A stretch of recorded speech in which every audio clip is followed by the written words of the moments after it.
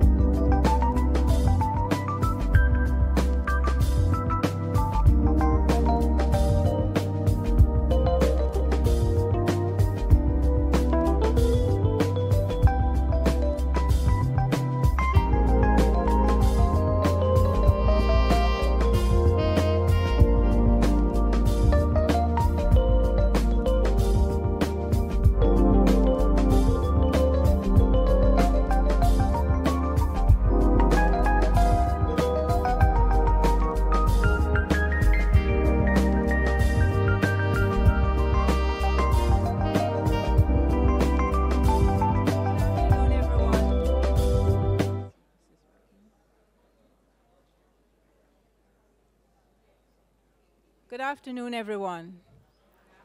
And thank you very much for your patience. We are ready to begin.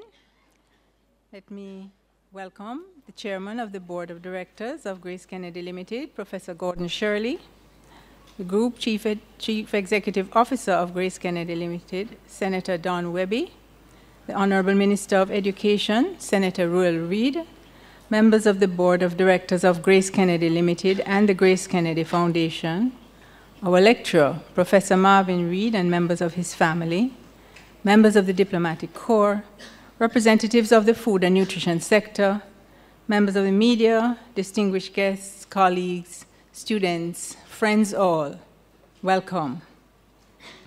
Food is an extremely important part of life.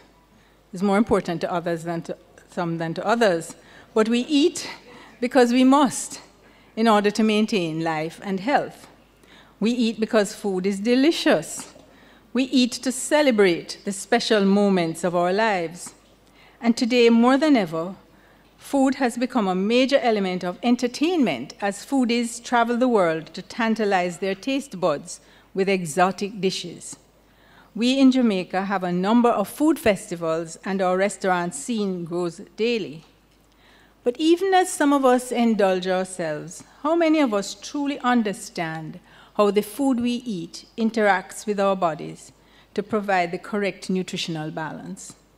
This evening, our lecturer will help us to better understand the relationship between the food we eat and our bodies, with a focus on the extremes of nutritional maladaptation, those of obesity and undernutrition.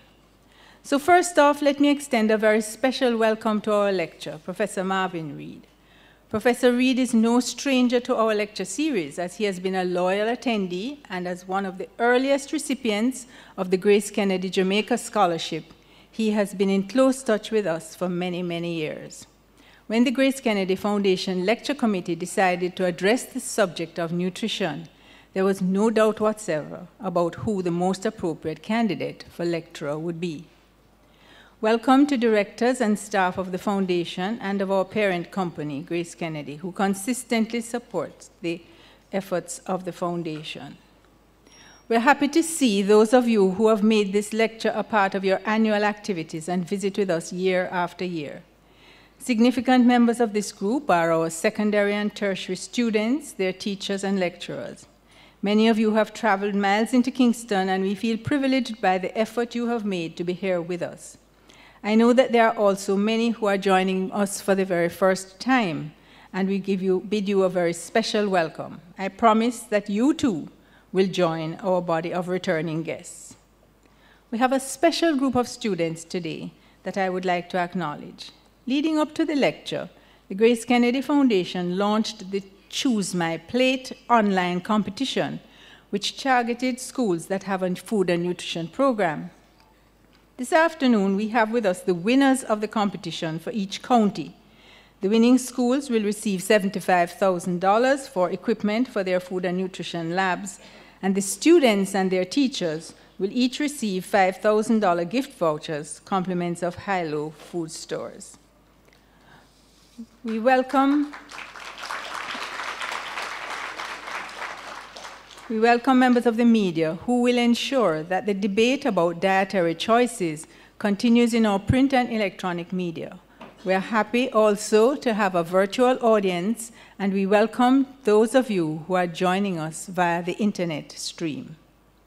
Thank you all for joining us this evening. We are confident that you will find the fair satisfying, interesting, and thought-provoking, and look forward to a lively and stimulating discussion period. I now call on Mr. Radley Reid, a director of the GraceKennedy Foundation and a member of the lecture committee, to introduce our lecturer. Professor Reid will then make his presentation. Thank you.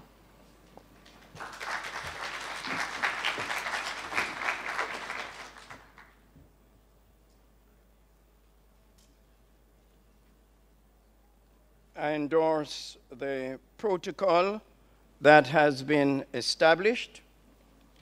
Honorable Minister, Senator Webby, distinguished guests, ladies and gentlemen, it is with great pride and pleasure that I introduce this evening's lecturer. With pride, not only because he is consummately qualified to address an issue of national and urgent importance, but more so because he is the embodiment of the intent of GraceKennedy Foundation's work. One of the earliest recipients of the GraceKennedy Jamaica Scholarship, in 1983, this young ardent graduate went on to study medicine at the University of the West Indies. His work since then has not only led to his distinguishing himself as an individual, but has contributed significantly to enriching the nation's capacity in the area of community health, family medicine, human metabolism, and of course, he is internationally recognized in his field. A very brilliant student, He gained the Bachelor of Medicine, Bachelor of Surgery degree, as well as the Doctor of Philosophy in Community Medicine from the University of the West Indies.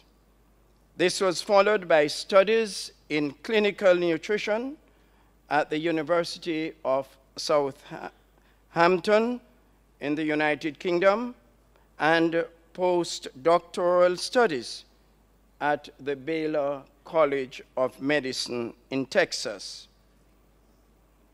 Professor Reid's substantial work has been with the Tropical Medicine Research Institute, TMRI as we know it, with which he has been associated since 1990.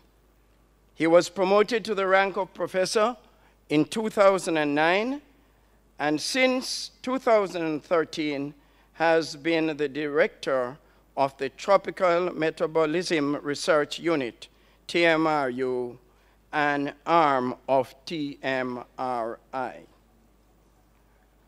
While the major function of TMRU is research, under Professor Reid's guidance and management, it has also provided clinical and laboratory services. Professor Reid has earned local and international recognition for his work. He is a key collaborator on several National Institute of Health grants and is a principal investigator on an important regional International Atomic Energy Agency grant supporting stable isotope assessment of breast milk intake and its effects on growth in infants. He currently administers grants totaling $3.8 million US. For a period of just under 10 years, Professor Reid served as the director of the sickle cell unit, and he continues to play a very important role in the Caribbean network of research on sickle cell disease. In addition to his considerable work in nutrition and sickle cell disease, Professor Reid has made a very significant contribution to undergraduate and postgraduate teaching in medical sciences at the University of the West Indies. He has contributed most significantly to international literature through the authorship and co-authorship of some 121 peer reviews in journals, as well as numerous other articles, abstracts, papers, and technical reports.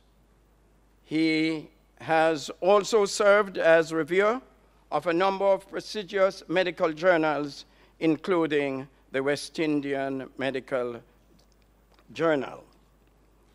He has served as a member of the executive of the Medical Association of Jamaica since 2009, as vice president from 2013 to 2015, and chair of the Education Committee. Arden High School, his alma mater, also benefits from his strong commitment to national service. He is a board member at the Arden High School, and he was president of the Alumni Association in 2007. He's currently the president of the Rotary Club of Kingston, where he is true to its motto, service above self. I didn't know this, but Professor Reid is quite an athlete and sportsman. Very outstanding at Arden, and it continued at the university, where he won gold medals in long jump, in every inter-hall and intercollegiate competition, from 1984 to 1988. He has established the Intercollegiate and Mutual Life Games record in 1984 and an inter-university campus record in 1987. He was also named Sportsman of the Year for UW and represented Jamaica in track and field at the World University Games in long jump. He has also represented Jamaica in volleyball, 1985 to 1995 at the Pan Am Games and the Caribbean Volleyball Championships, and was a member of the 1992 silver medal team that competed at the Caribbean Championships. Professor Reid is a certified International Volleyball Association Grade 1 coach and a referee in volleyball. Professor Reid is the father of 2 children. Ladies and gentlemen, help me welcome our 2016 GraceKennedy Foundation Lecturer, Professor Marvin Reid. Thank you.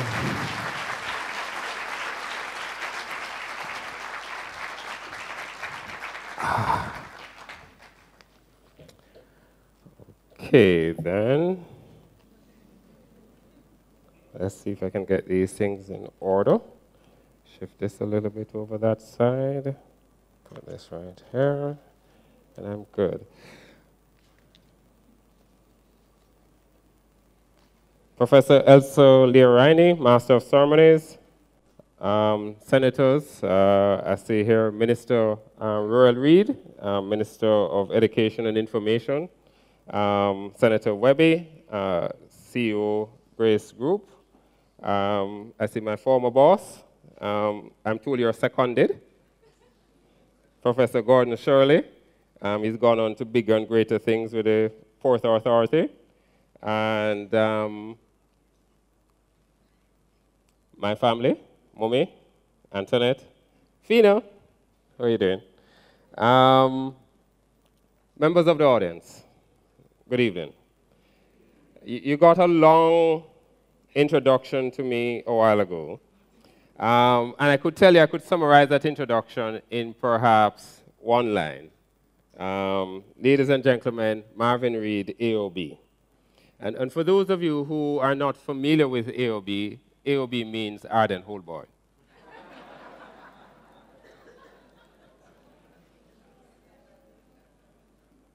It's customary at this time for presenters to give a word of thanks. And typically when they're doing this, they usually start from upstairs and then come downstairs. So typically they will mention that they give thanks to God, they give thanks to family, they give thanks to colleagues. So I've just done that. But notwithstanding, I'd just like to thank the GraceKennedy Foundation for providing me the opportunity to engage with you all in a conversation that I'm very passionate about, and that is a conversation about nutrition and how it is that we should go about practicing nutrition. I must warn you that my background is in physiology, and as such, we will spend some time exploring, and physiology is really the science of trying to understand how the body works. So we'll spend some time trying to understand how nutrition works, because I believe that once you understand, then you're able to make some rational choices. On the slide, you'll see something that looks like a vegetable matter. And there's a penalty for sitting at the front whenever I'm giving a presentation. And that penalty is that I may call upon you to answer a question or two. Don't feel shy. There's no right or wrong. I've already given you all A's. You have an A for just coming through the door. So, any of my bright spark can tell me what we see there on this slide? Okra. Now we're making some progress. So, Albesmos esculentus. So what's the significance of that? Well, essentially in 1983, on around October, I was called and told that I was being awarded the GraceKennedy Scholarship. And I was invited to lunch with the then management team at the GraceKennedy company. Previous to this, in my house, as an adolescent, there were some kinds of foods that could not be served to me. Okra was one of them. On the menu at GraceKennedy was the good old okra. One thing Mommy taught me was to be a very polite young man. So, with Mr. Diaz and company eating, I followed suit and had my okra. I then went home and told my family that I had to eat okra to get the scholarship.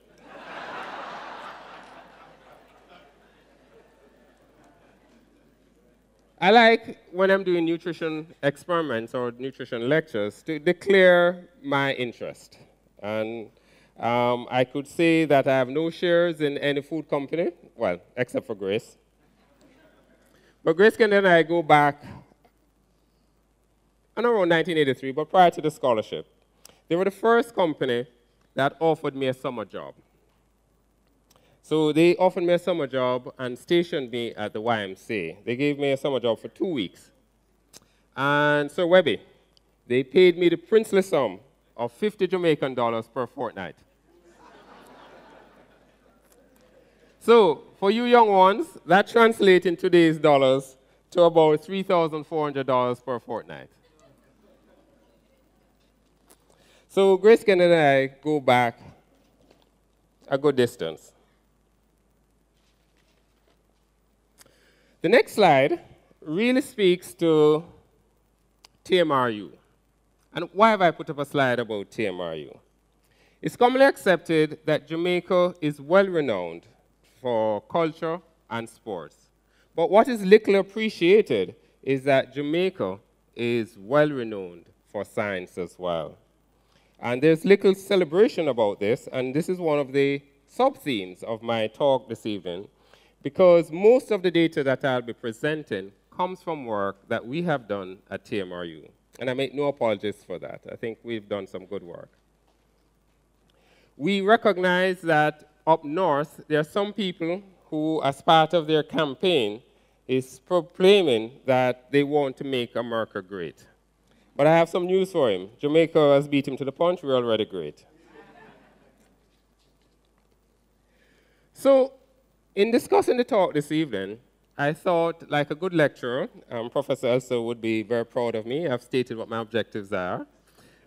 We will be discussing under a few themes. So, what is nutrition? I'll also be introducing to you the concept of human nutrition as a demand-led process, and for the students, that's perhaps a little bit more important. I'll be discussing and characterizing the nutritional state of Jamaicans, both those that are overnourished and undernourished. I'll list some of the frequencies, or discuss the prevalence, causes, and consequences. And finally, I will try to help us understand how it is we go about understanding what the dietitians or the physicians may recommend for us, the whole concept of a nutritional prescription. So we'll start by defining what is human nutrition. And for us, human nutrition represents the interface, the interaction between human nutrition and metabolic demand. So any factor that affects this interaction is basically what we would consider to be a component of human nutrition. Classically, we can divide those factors as being factors that are intrinsic to the individual, as well as factors that are external to the individual, so-called environmental factors. So under individual factors, we think about your genes, and this is not the Calvin Klein type, but certainly the genes that determines what you will become, We also think about a stage just distal to that, which is gene expression, and I will explain some more as I go along what that means. Where you are in life, your mood, your appetite, and whether or not you have any disease at all. Certainly, on the environmental side, some of the factors that may impact on this interaction includes their culture and personal beliefs, food access or food security, economic factors, climate change, and of course, government policies. And I'm happy to see that I have at least 2 government members here. So when we talk about genetic factors, you have to understand what are the things that constitute your genes. And typically within a cell, you have, in human cells at least, you have 23 pairs of chromosomes. Each of these chromosomes has what we consider to be genes, and each gene has what we call nucleotides that makes up the gene. So the genes contain or possesses in it their genetic information, which is really the information how to make specific proteins. And the process by which the body transcribes this information is called initially transcription, and from that you make what is called a messenger RNA. So that's what you'll see, if my mouse will come on. Right, this is what you see here. And then that messenger RNA is translated into your respective protein molecule. So the challenge, therefore, then, is that in order for the gene to influence your phenotype or influence what you become, it has to be translated. And just as some people may have difficulty in understanding someone from another language, even though you may have an interpreter, similar things can occur within the cells. And we recognize that there are certain factors, both physical and chemical factors, that can produce or make changes to this gene or into this translation process without necessarily making any alteration to the DNA itself. Those processes or changes are what we refer to as epigenetic changes. So this slide illustrates this in a little bit more. So on the top end, you will see what we say that you can have changes that occur to the nucleotides themselves. Typically, those changes involve the addition of a methyl group, and we call it DNA methylation. Secondly, you may have problems with what we call the regulatory component. So your mRNA may be the subject of some degree of control. And finally, when you make your proteins, the proteins in itself can become modified thereafter. So it has what we call post-translational effects. So why have I gone through all of this detail? Well, basically, we have, from rat experiments, and more recently in human experiments, information that suggests that not only is your genes important, but whether or not the genes are read are equally important in terms of the ability to manifest itself in terms of disease. And this is important because one of the environmental factors which can modulate or affect whether or not the genes are expressed has to do with nutrition. So some people have a fear for these little creatures here that we call rodents, but they're actually very important tools to us. On the extreme left is what is called the agouti mice. And this mice has particular characteristics. He tends to be quite fat, and his coat tends to be quite yellow. On the far right is the so-called pseudo-agouti mice. And this one is the one that tends to be lean, and he or she typically does not have any major illnesses and live quite long. And what we've been able to demonstrate is that we can get these kind of what we call phenotypes, these kinds of rats, by feeding the mommy different diets when the rat's mother is pregnant. All right? So essentially then, when the baby mice are born, when the baby mice is born, we can actually determine or produce one by feeding mummies different kinds of diets. And the question is, okay, so that's good in mice. What does it happen in humans? And the short answer is yes. We now have data to say that if a mummy is pregnant and consumes diet that are rich in folate-containing foods, then we can demonstrate that when we take her genes or take samples from her genes, there's excessive methylations of that genes.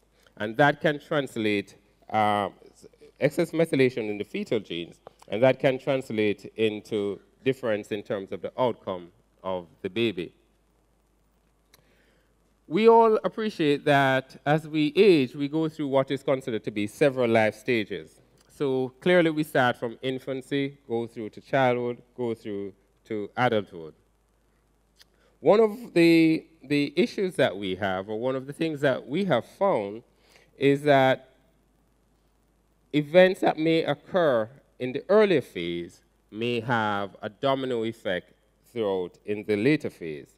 And so what we can say is that there's now a wide body of evidence that poor nutrition at any phase, but especially at the early stage, can have persistent effects through the later stage and predispose individuals to getting particular chronic diseases.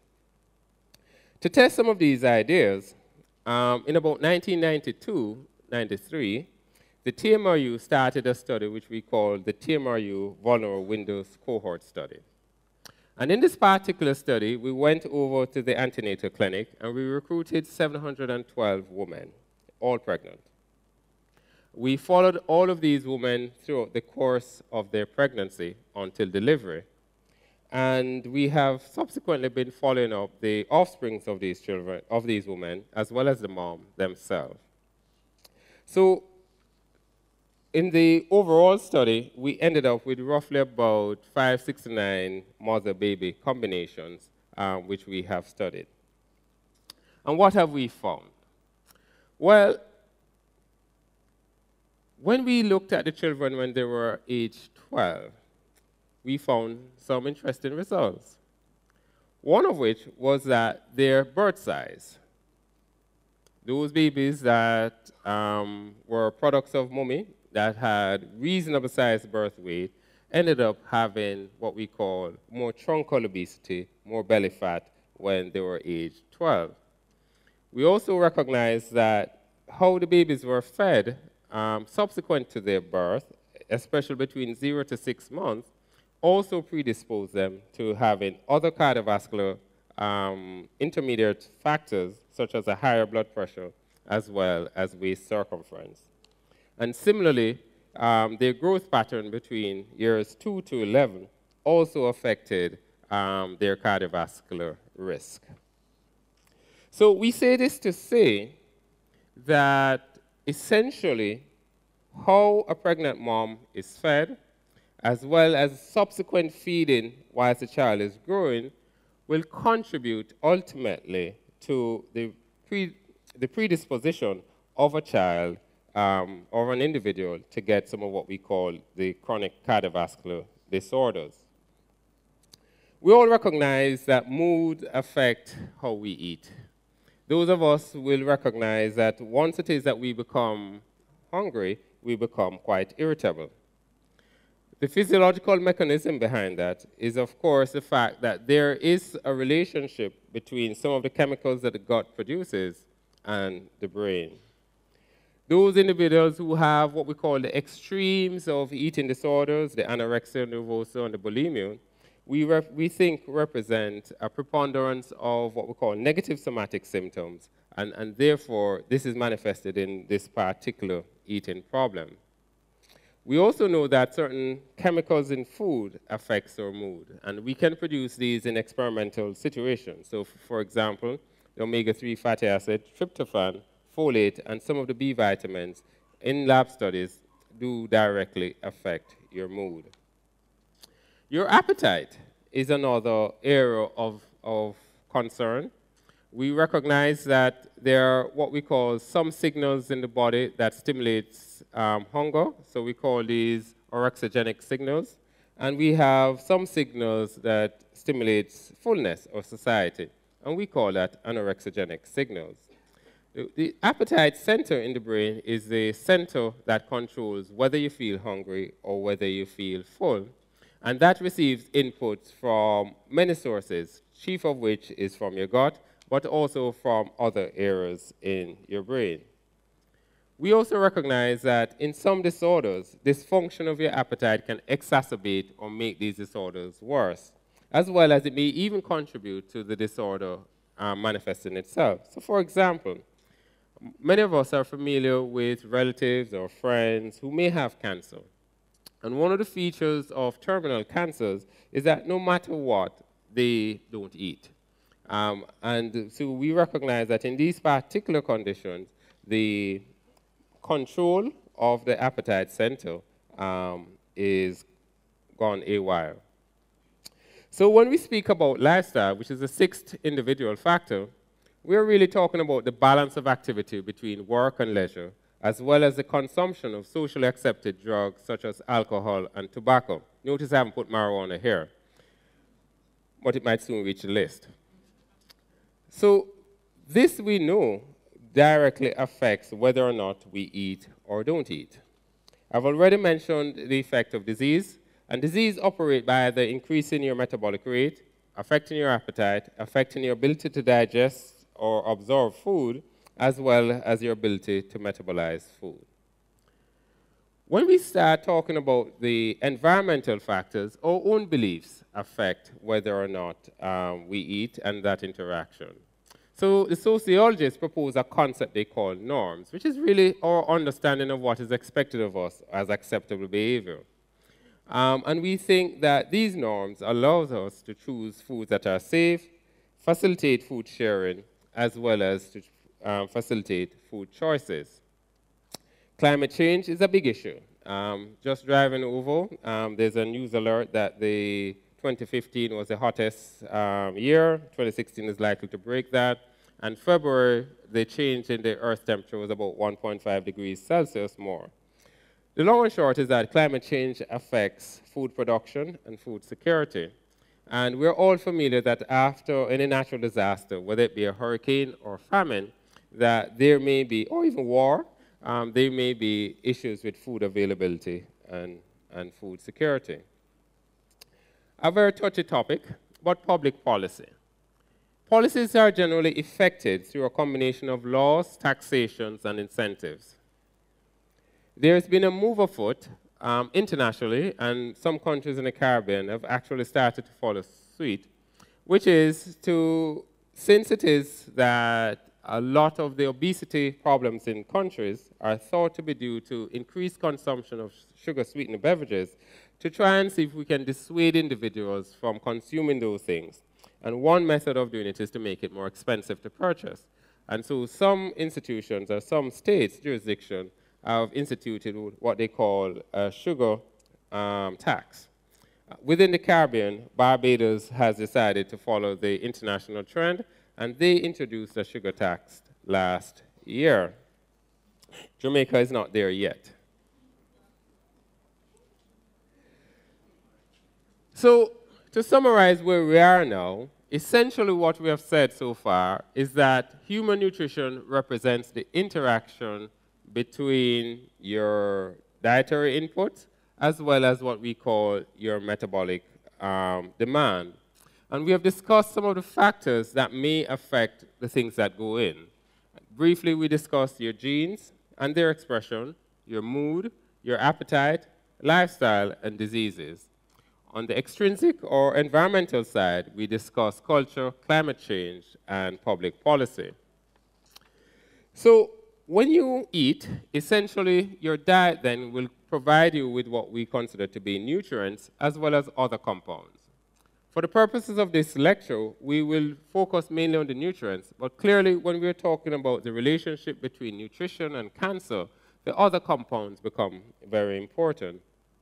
On the nutrient side, what we're talking about is what we call macronutrients: carbohydrates, lipids, vitamins, minerals, and trace elements. So what does your diet do? Essentially, it's like the gas in your motor car. It's really a fuel. So therefore, your macronutrients, the purpose of it is really to act as a fuel to allow the body to function.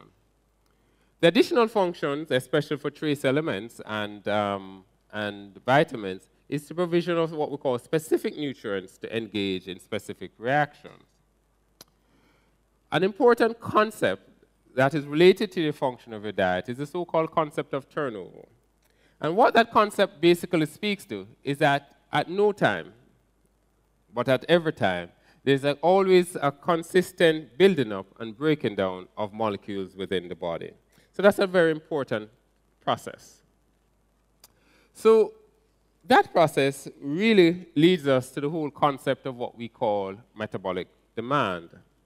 And your metabolic demand is really the energy requirements for your body. And we define metabolic demand into two main components, the so-called basal component and a so-called variable component. And when your metabolic demand is equal to your intake, we say that you're at balance. So on the slide here, we have a volunteer who is having her, looks like a she, who is having her basal metabolic demands being measured.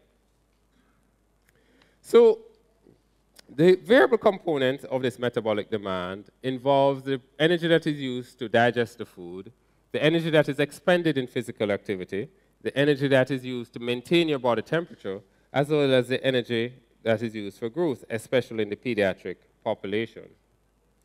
And what we say is that this demand must be equal to your input. And in order for you to satisfy this demand, you must have the adequate supply of nutrients at the right place, the right time, or in adequate amounts. If there's any mismatch between the metabolic demand and your nutrient supply, there's always a consequence, and this consequence is that you will either change in body shape and size, so that we say that you change in form as well as function. And so this comes to my second school challenge quiz. And what is my second school challenge quiz? Simply put, it's this. Let me see those of you who eat at least 3 times for the day. Excellent. Let me see those of you who eat at least 6 times for the day. No, none for 6? Let me see those of you who consume just once for the day. Okay? All right. So here's the question now. Let us assume that my body needs to make a particular chemical. Let's say we want to make a particular protein. I have 2 choices to make that protein. I can either get it from my muscles, I can break it down from my muscles, or I can get it from a nice piece of steak that I've just had to eat. Where do you think would be the preferred choice for my body to get the chemicals I need? You have one of 2 choices. It's like Christianity. You can either choose God or not God. So the issue is you can either get it from your body or you can get it from food. Let me see those of you who think it's from the body. Okay. Let me see those of you who think it's from the food. Oh, Fina, you think it's from food? All right. Wrong.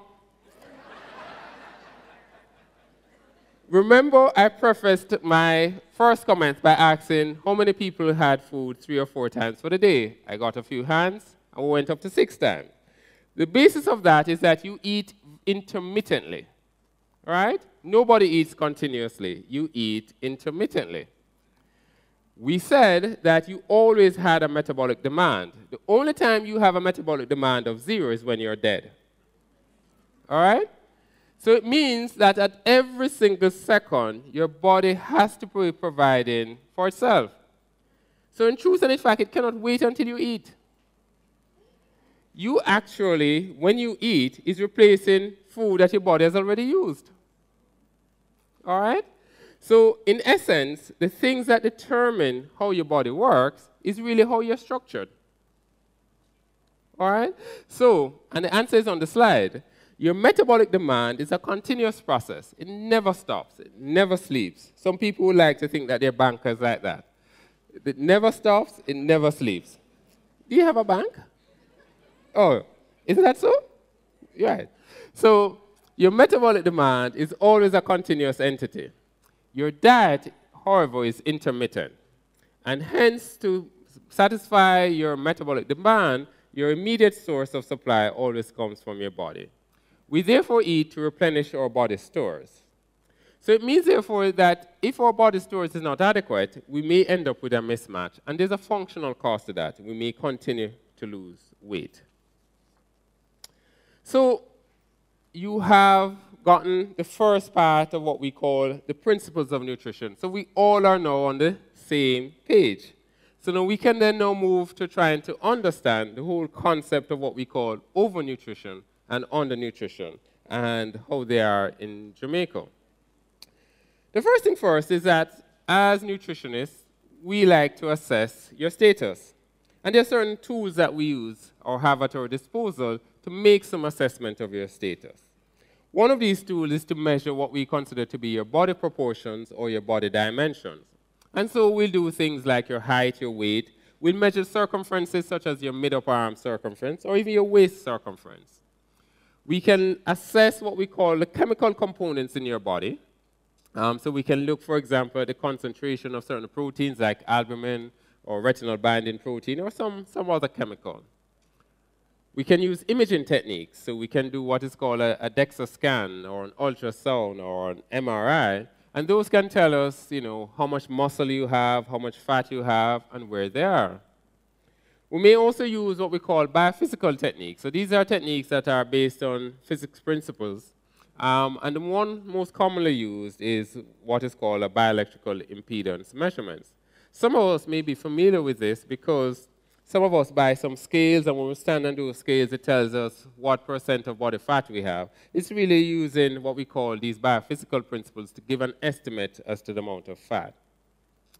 Traditionally, when we do a nutritional survey, the unit we use or the measure that we use often is what is called your body mass index or BMI. And we compute your BMI by having your weight in kilograms divided by your height in meters squared. And the World Health Organization and the international community has agreed that if your BMI and you're an adult is below 18.5, we consider it to be underweight. If it's 18.5 to 24.9, then you're considered to be normal or healthy weight. So if you look at me, I'm still in the normal and healthy weight category.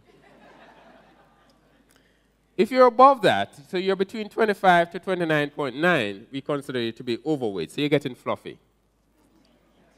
And if you're 30 and above, then you're really fluffy. So those are the internationally agreed criteria. Now, the issue, though, is that BMI is not a perfect measure. So individuals may have similar BMI, but have different degrees of body fat. So even though we may come from the same ancestry, and this is a study that we participated with, and you may not be able to see it so good, but sufficing to say that this is for the males and this is for the females, that below here, there's a yellow line that comes here. And these are the black people in Nigeria. And then above that blue line is the people in Jamaica. And above that is the black people in the US. And you see a vertical line here. So all of these individuals have a BMI of 25. But clearly, the Jamaican have more body fat than the Nigerian, and those black people in the US with the same BMI have more body fat than the Jamaicans. And so this is how it classically is. That is, individuals in the Jamaican system, we tend to be intermediate between our ancestors our colleagues in Africa, compared to the ones in the US. Despite the fact that it is not a perfect predictor of body fat, in field studies, we consider it to be a reasonable good factor of body fatness when we look at it at a population level. And so when we do our surveys, we actually do your height and weight and measure your BMI, and then we use that to give us an index as to how much fat or what proportion of people are fat within a particular population. So I'm going to report here using data from the Jamaica Health and Lifestyle Survey, and the last one that we did was in 2008. We are still scheduled to do one for 2016. I know the budget hasn't passed yet, but I think the money is still there. And hopefully we will be able to update some of these figures. So the Jamaica Health and Lifestyle Survey was headed by Professor Rainford Wilkes, who happened to be one of my PhD supervisors. Professor Wilkes, some of you may know, had the distinction of attending that school on North Street. Oh, there's more than one?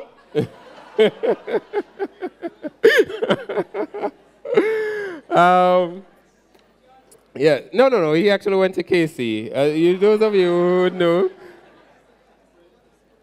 But nevertheless, he has led his team admirably, and some of these results are really testimony to the hard work that he did. Suffice it to say, if you look in the overweight category, you will see that roughly about 25% of both males and females on that survey, and this was a national survey, so we went to every nook and cranny across the country to measure people. And you could see that roughly about 25% of the samples that he measured were overweight. When we talk about the fluffy people, the females far outnumber the men. So roughly about 35% of the females were considered to be really fluffy. So when you add both overweight and obesity together, we have that over half of the sample were overweight and obese. Having said that, we also have a significant proportion of the population, somewhere about 45% of the population, who would be considered to be undernourished. And the sample aged from between age 15 to age 74. So clearly then, Jamaica is faced with both extremes. A population of which half of which are either overweight and obese, and a significant portion, to roughly about 45%, who in adulthood are undernourished. So combined, almost 60% of the population has significant nutritional issues.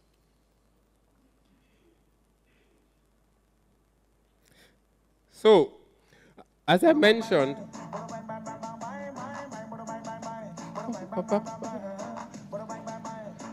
come on, volume.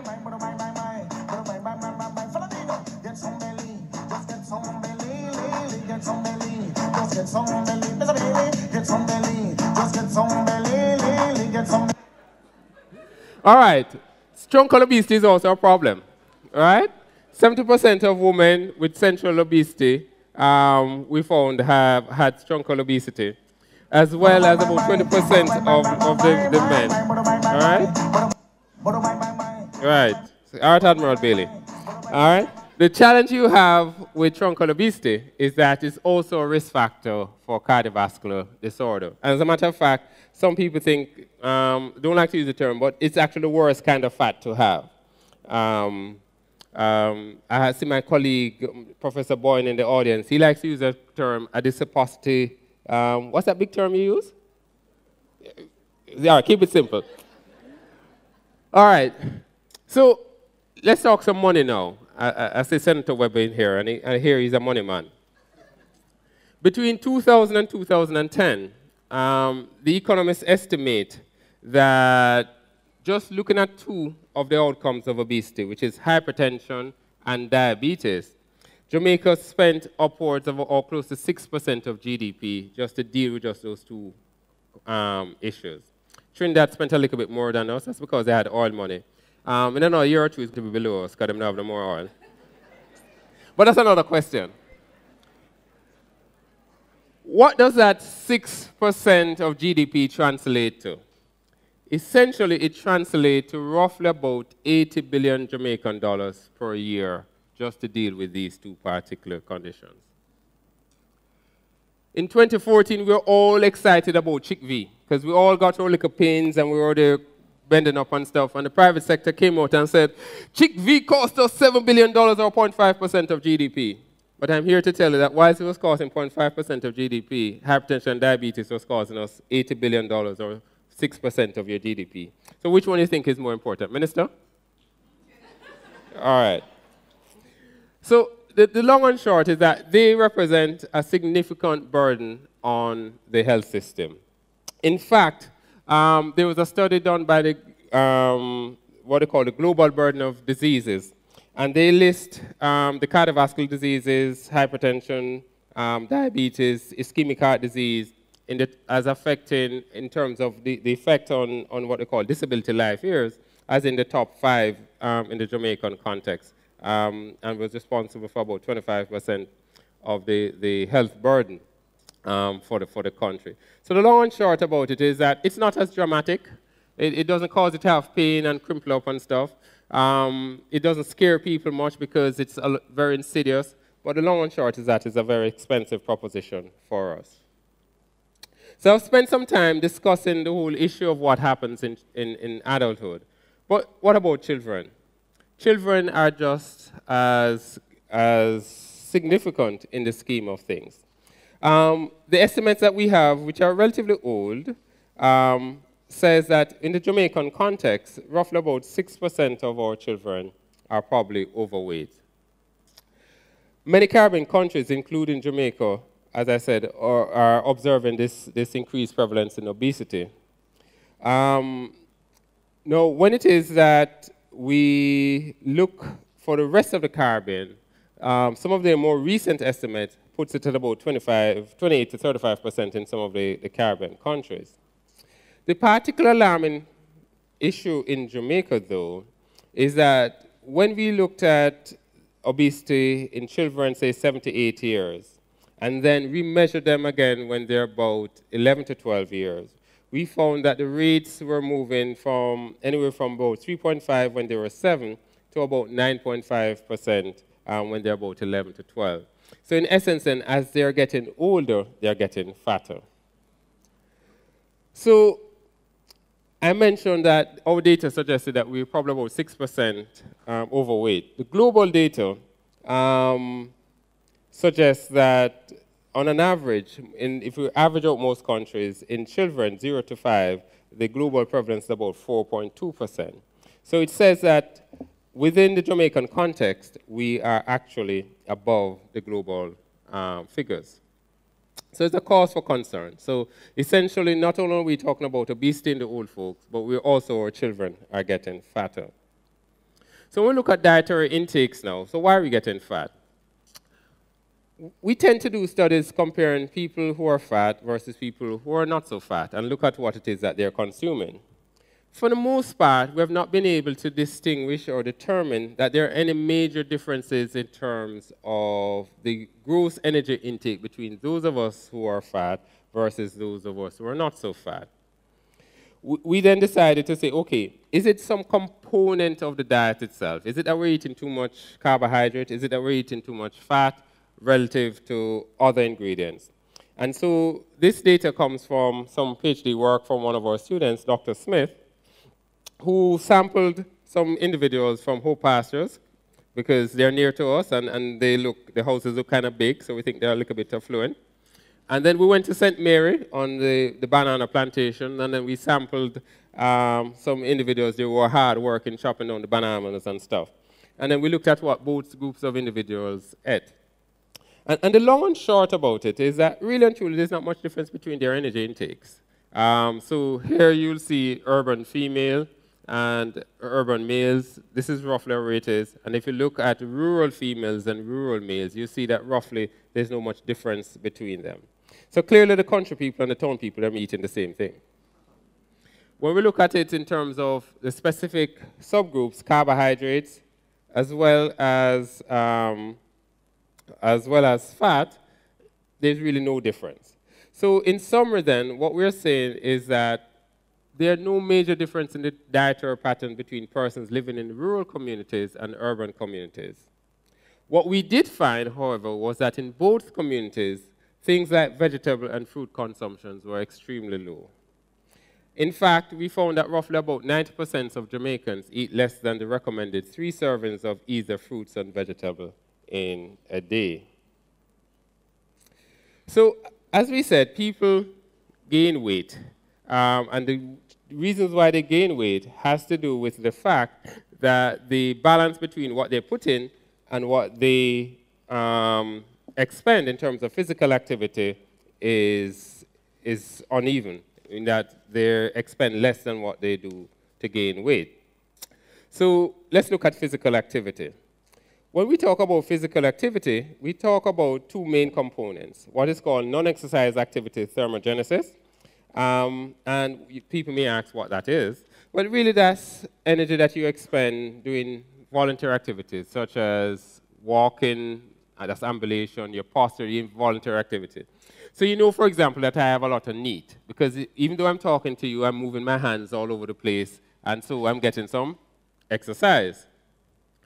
Exercise activity thermogenesis refers to purposeful exercise. So those of us who go to do a workout or play a sport, that's what we consider to be some degree of exercise activity thermogenesis.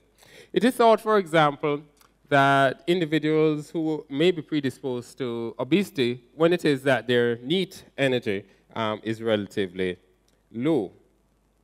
So I mentioned the survey before, the Jamaica Health and Lifestyle Survey in 2008.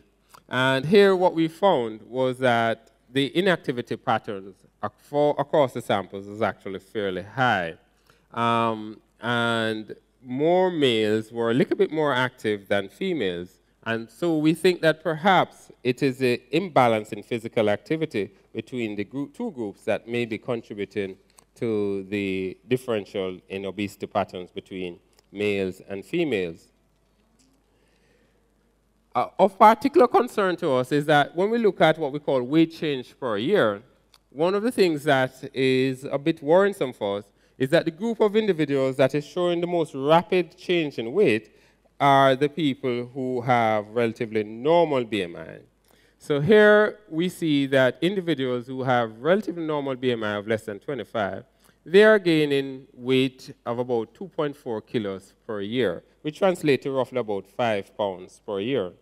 So this is like compound interest. If you start at 120 and you put on 5 pounds in each year, so in 10 years you will be 170. So you then move from a normal weight to a very fluffy weight. So we have spent some time looking at the obesity issue. So what about the undernutrition issue? Well, the first thing first is that when we talk about undernutrition, we like to speak about undernutrition both in adults as well as in children. And I showed you some data initially about undernutrition in adults being about 4 to 5%. To understand it a little bit more clearly in children, one of the things that we use is what is called a growth curve. So those of you who have small children and take them to the health center, you will see that sometimes the doctors plot them on these little charts. And sufficing to say, what we do is that if you're above the middle line, you're considered to be doing very well. And if you're below the middle line, you're considered to be doing fairly badly. And so this schematic diagram really represents the different types of undernutrition as we know them in children. So in essence, you can either be normal, in which case you have normal weight for height and your age. You can be wasted, in which case the wasted term in Jamaica is that you're mager. Or you can be stunted, you're really short or downgrow. Or you could be underweight. All right, so these are the respective criteria. Stunting is particularly challenging because stunting tends to represent what we call chronic or long-term undernutrition. And we recognize that it is associated with increased rates of illness, death, reduced cognitive function, school achievement, and adult work capacity. And additionally, as they get older, they get increased heart problems and other diseases. Most persons in the world would agree that you can reduce stunting in the population by what we call a package of intervention. And this package of intervention consists of breastfeeding, appropriate weaning foods, may have to supplement them with some additional food, and all of these activities, when you put them together, will reduce what we call the prevalence of stunting. So let's talk about breastfeeding. So the Ministry of Health employs all of these midwives, right? And one of the functions of midwives is to assist and provide what we call maternal and child health services. And so when mummies go to what we call a 6-week clinic, one of the standard questions that are asked is, Mom, how do you feed your babies? Essentially then, what the ministry says is that on an average, the women who attend at 6 weeks at any of the public health facilities report that roughly about 50% of them breastfeed. And is that good? Well, perhaps. Well, this is what they report. However, we're a bit concerned about the fact that, what we call the growth pattern in our children. So we decided to go and test them. So we decided that instead of asking mommy whether or not they breastfed or not, because one of the things with mummies is that they don't like to disappoint the doctor. So if they know the right answer, they're going to tell you the right answer. So what we do is that we give mummies water to drink, but it's a special water. It's a water that has something we call deuterium in there. And when she drinks the deuterium, it mixes with her body water and then comes in the breast milk. So when the baby sucks from titty, or sucks from breast, the baby will get the special water, or the deuterium. And we can test whether or not the baby has the deuterium by taking a salivary sample from the baby. And so when we do that, we can actually estimate how much milk that baby has sucked. And what we find is that at 6 weeks, remember I told you what the ministry data says, 50%, only a third of the women, when measured, actually are breastfeeding exclusively at 6 weeks. Remember what I said about breastfeeding? It's perhaps one of the most important factors to reduce the incidence of prevalence, or reduce the prevalence of stunting in children. And why is stunting important? Because it makes them, people who are stunted tend to be duncer than people who are not stunted. So, the fact remains, therefore, that one easy and simple public health activity that we can do, we're not doing so well at it. So we can also measure, and this is what we did, we actually measured the quantity of breast milk that the baby got, as well as the various components of that breast milk that the baby is receiving. And what we can see here is that those women in this column who are exclusively breastfeeding are actually giving the baby more breast milk and more protein from breast milk, which is not surprising. The significant thing is that when we look at the growth of the babies, they're different. So babies who are breastfed actually are growing differently from babies who are not breastfeeding. And so the significance of all of this is that we think that ultimately, as the baby ages, we are putting some of our infants at increased risk of what we call cardiovascular disease.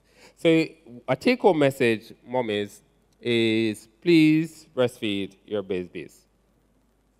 A severe form of undernutrition in children is the so-called kwashiorkor syndrome, as well as the marasmic syndrome. And I like to talk about this particular one because of the fact that in textbooks, you will see that it is written that these diseases are caused by protein deficiencies in the diet. And I want to tell everyone that if you are my student and you write that, you'll get 0. The long and short is that we know it's far more complex than that. And the TMRU has spent roughly about 60 years just researching this particular problem. I must tell you, as an anecdote, that the term kwashiorkor, as it relates in the English literature, actually was given, or this disease was actually named by a Jamaican. You knew that? Right. Dr. Cicely Williams in the 1930s actually coined the term kwashiorkor. I tell you a little bit more about. So this disease is of particular significance to us. What we have found in our labs, really, is that this disease is really due to, or one of the major contributing factors is really the imbalance between your antioxidant capacity of the body as well as your oxidative stress. And one of the major antioxidants in your body is this tripeptide called glutathione. And what we have found is that we can cause the body to improve or increase the synthesis of these glutathione molecules by giving them an appropriate supplement. And so we give them cysteine supplements to actually achieve this. And not only do they make more glutathione, but they actually get better faster. And so this is one of the things that we have done to ensure that we can save most of these severely malnourished kids and let them recover faster. So in addition to the fact that they have poor quality diet, and in addition to the fact that they have an imbalance between their oxidative stress as well as their antioxidant capacity, we also believe that there's perhaps a fundamental metabolic problem between those individuals who end up getting marasmus as well as versus those individuals who get kwashiorkor. So remember I told you that what a mommy consumed during the time she was pregnant also affected how the baby came out at the end. And it is thought that mommies who produce infants that are of normal weight are mommies that are getting the right kind of nutrients during pregnancy. The challenge for that, though, is that the baby don't get any hard life. So the baby has not adapted or doesn't come out with what we call the metabolic machinery to adapt to hard life. Mommy, who had a hard life and didn't eat so well during pregnancy and produced an infant who was a much lower birth weight, but that baby came out adapted for hard life. So when he's faced with adverse circumstances, instead of he becoming kwashiorkor and having that positive, he may just become quite mager. And so what we did was we then went back and looked at all the babies that we admitted over the last 30, 40 years to see if there were differences in their birth weight. And lo and behold, what we found was that those babies who had a bad intrauterine experience turned out to have had lower birth weight and turned out to have had the syndrome we call marasmic compared to the individuals who ended up with kwashiorkor. So this further reinforces the belief that individuals who end up with these syndromes perhaps have three major issues. One is that based on what mommy endowed them with, and that affected their metabolic profile, the poor quality diet, and an imbalance between their oxidative capacity that led them to become sick as they are. What contributes to poor quality diet? Well, we all recognize that snacking, this more modern phenomenon, contributes a lot to poor quality diet. So for example, on my right here, this is supposed to have been water, or is it? So a lot of people now are replacing the good old natural water with colored water. But what happened to the colored water? As you can see here, this bottle of colored water provides you with an extra 56 calories. All right? So not only is we are, what we say, called involuntarily, well, voluntarily, because we actually drink it voluntarily, consuming a lot of fluids that contain extra sugar. It is not surprising that when we actually estimate the amount of energy that is contributed by snack, we find that up to a third of a lot of children's energy intake is provided by what we call these kind of snacks, which have no other essential nutrients. And this year, I passed through a local supermarket and just took a shelf. As you can see, there's quite a lot of things to choose from, but they all characteristically have lots of energy and nothing else to them. So to summarize, what we can say is that a person is undernourished has a mismatch between their intakes and their metabolic demand. Overweight is common, both in children and in adults. We accept that truncal obesity is another contributing factor. We also accept that within the Jamaican context, both wasting and stunting and other forms of undernutrition are both common. We recognize that there are no major differences in the dietary patterns between our rural areas and our urban areas. So essentially, Jamaica is a pan country where everybody's eating roughly the same things, and that consistently in both sets of individuals or both sets of communities, vegetable and food consumptions are low. So I'm going to go through fairly quickly some of these slides, and really what we're discussing here is the different kinds of food groups.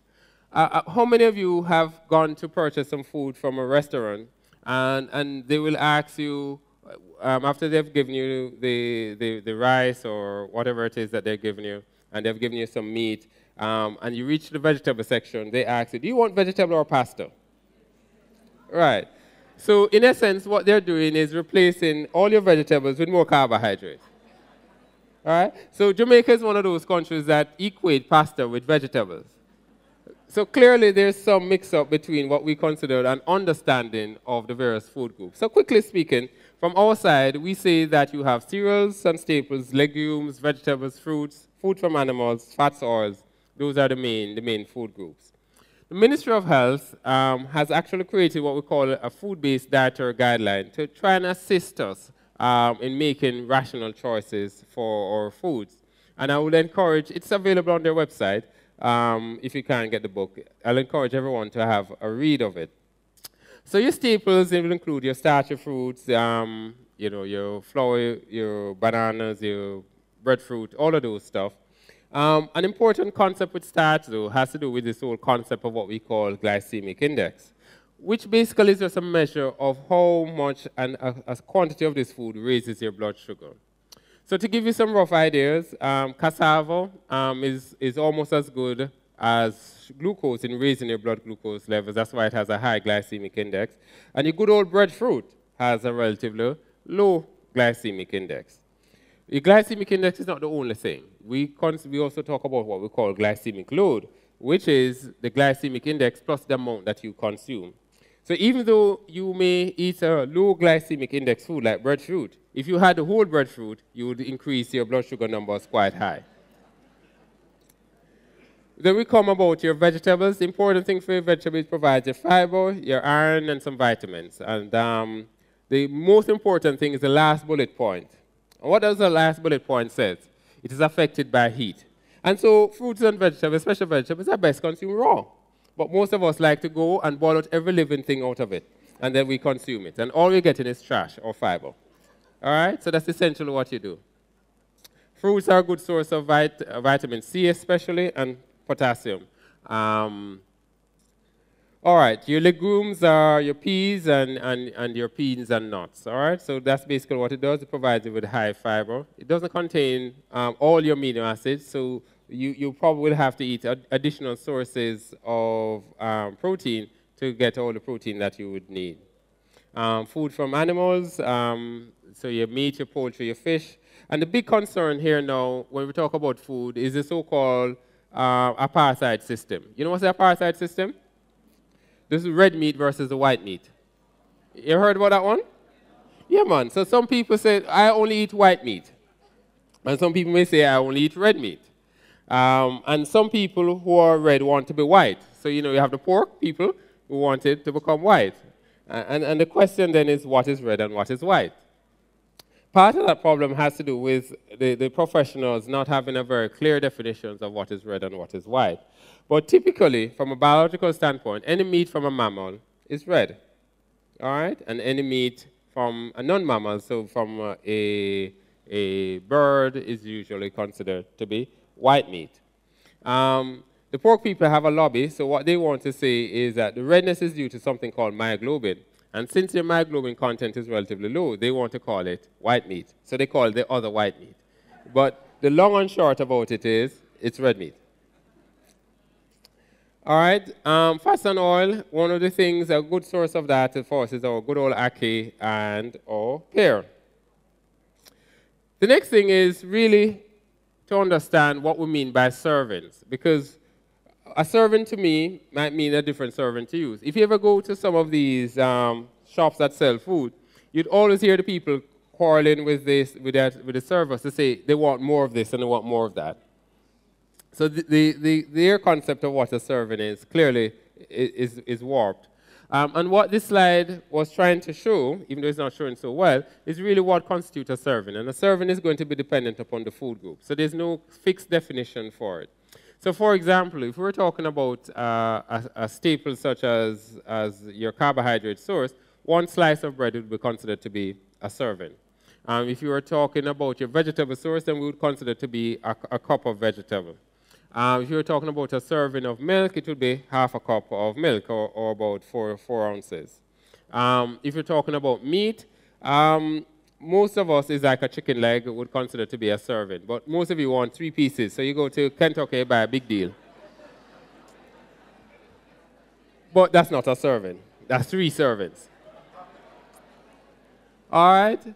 So the challenge we have is to really understand what we mean by portion sizes. So the next quiz now, I have about 4 quizzes. So this is the next one. Which one of these have more calories? The one on the left or the one on the right? Remember, I'm not a policeman, so you can choose any one you want. The one on the left? Okay, the short answer is that both of them are equivalent. So a good resource or a good tool for those of you who still believe in reading is a so-called carbon calorie counter. That's a reasonably good book that will have most of the foods that we consume in Jamaica that you can look at, and it will basically be able to tell you, give you some guide as to what the calorie contents. For those of you who don't like reading and have smartphones and have computers, MyFitnessPal is another website that can provide useful tools or useful information to help you in terms of making your choices. So how much do you need? This table really just gives you a rough idea of how much calories that you basically need, how much energy that you basically need if you're a girl or woman. And basically it's dependent upon your activity pattern. So for most women, you will recognize that you really don't need more than about 2,000 calories per day if you want to remain weight neutral. As I said, infants are much less. If you're a male, and you're in my age group, which is down the bottom here, you realize that you only need about 2,008 or thereabout of calories to maintain weight neutrality.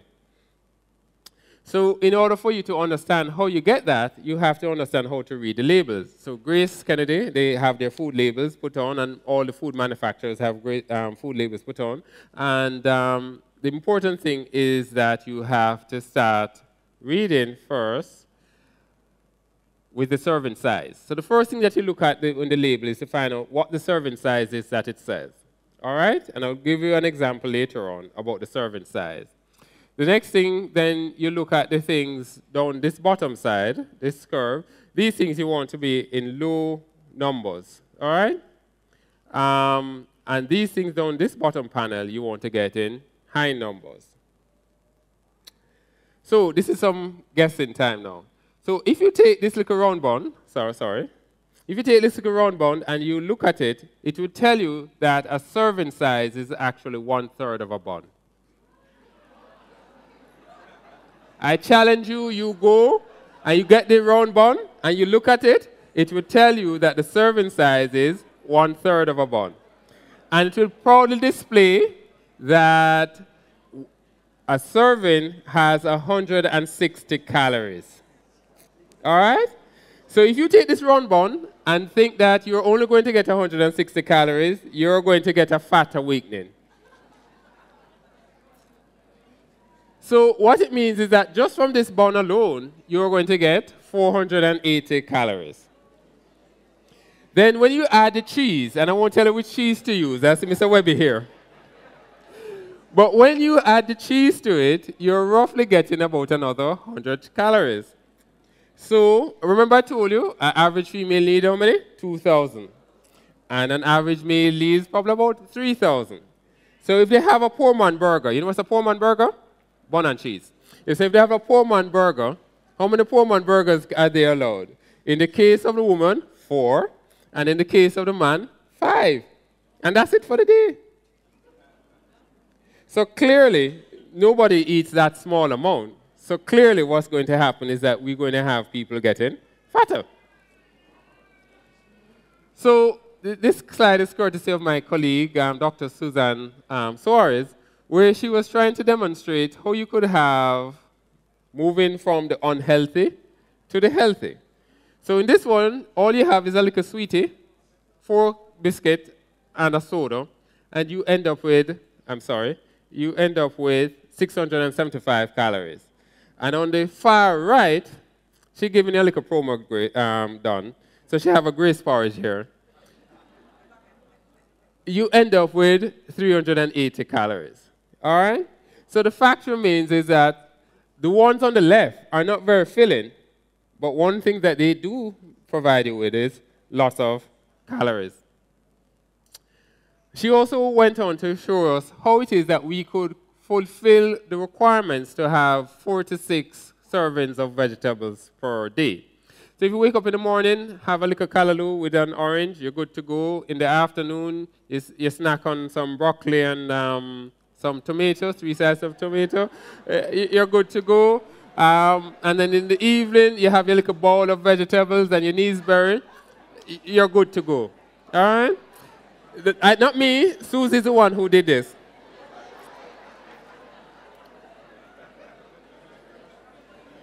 So remember, we're talking about your balance, right? So your intake must be equal to your output. So whatever you consume in must be equivalent to what goes out for you to maintain this balance. So for those of you who like cheesecake, you're putting in 710. All right? And to get back out that 710, you have to go on this bicycle for 2 hours and 21 minutes.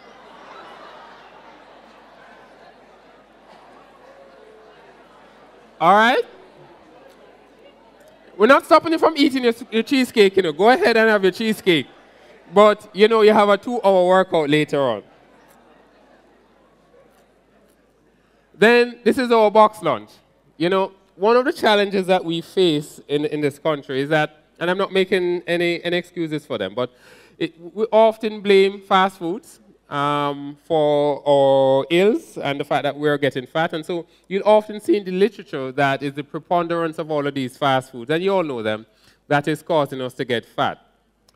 But the truth be told is that we have far more liquor cook shops than we have fast foods in the so-called traditional sense. And these liquor cook shops, them no ramp when it comes to giving you the calories, just like the big guys. All right? So when you go to your liquor cook shop and you order your chicken, your fried chicken, and your rice, and they give you a pasta instead of vegetables, you end up with almost 1,000 calories. Because guess what? First thing first is that they're going to give you the chicken and the rice in the little box. And you have different type of box these days. Now you have the doggy box and you have the big box. But even with the doggy box, when they give you that one, it can't close. But the issue is that you swim. So they give the rice, your meat kind, and then they fill it up with gravy. Right? So at the end of the day, the rice will swim. Right? And the fact remains that the oil is 9 calories per gram. So even if you only had a little bit of rice, the fact of the matter is you have all of this oil, you have double the amount of calories that you have actually consumed. And so it is not surprising that when we actually take these cooked lunches and actually measure the energy contents for them, they're actually quite high. You can easily from a lunch get 1,000 calories. All right? Easily from 1,000 calories. And then when you put on top of that, you know, some sodas, a typical soda is between 150 to 200 calories. You see where we are. And some people, because they feel bad, they say, okay, they're going to take the diet soda.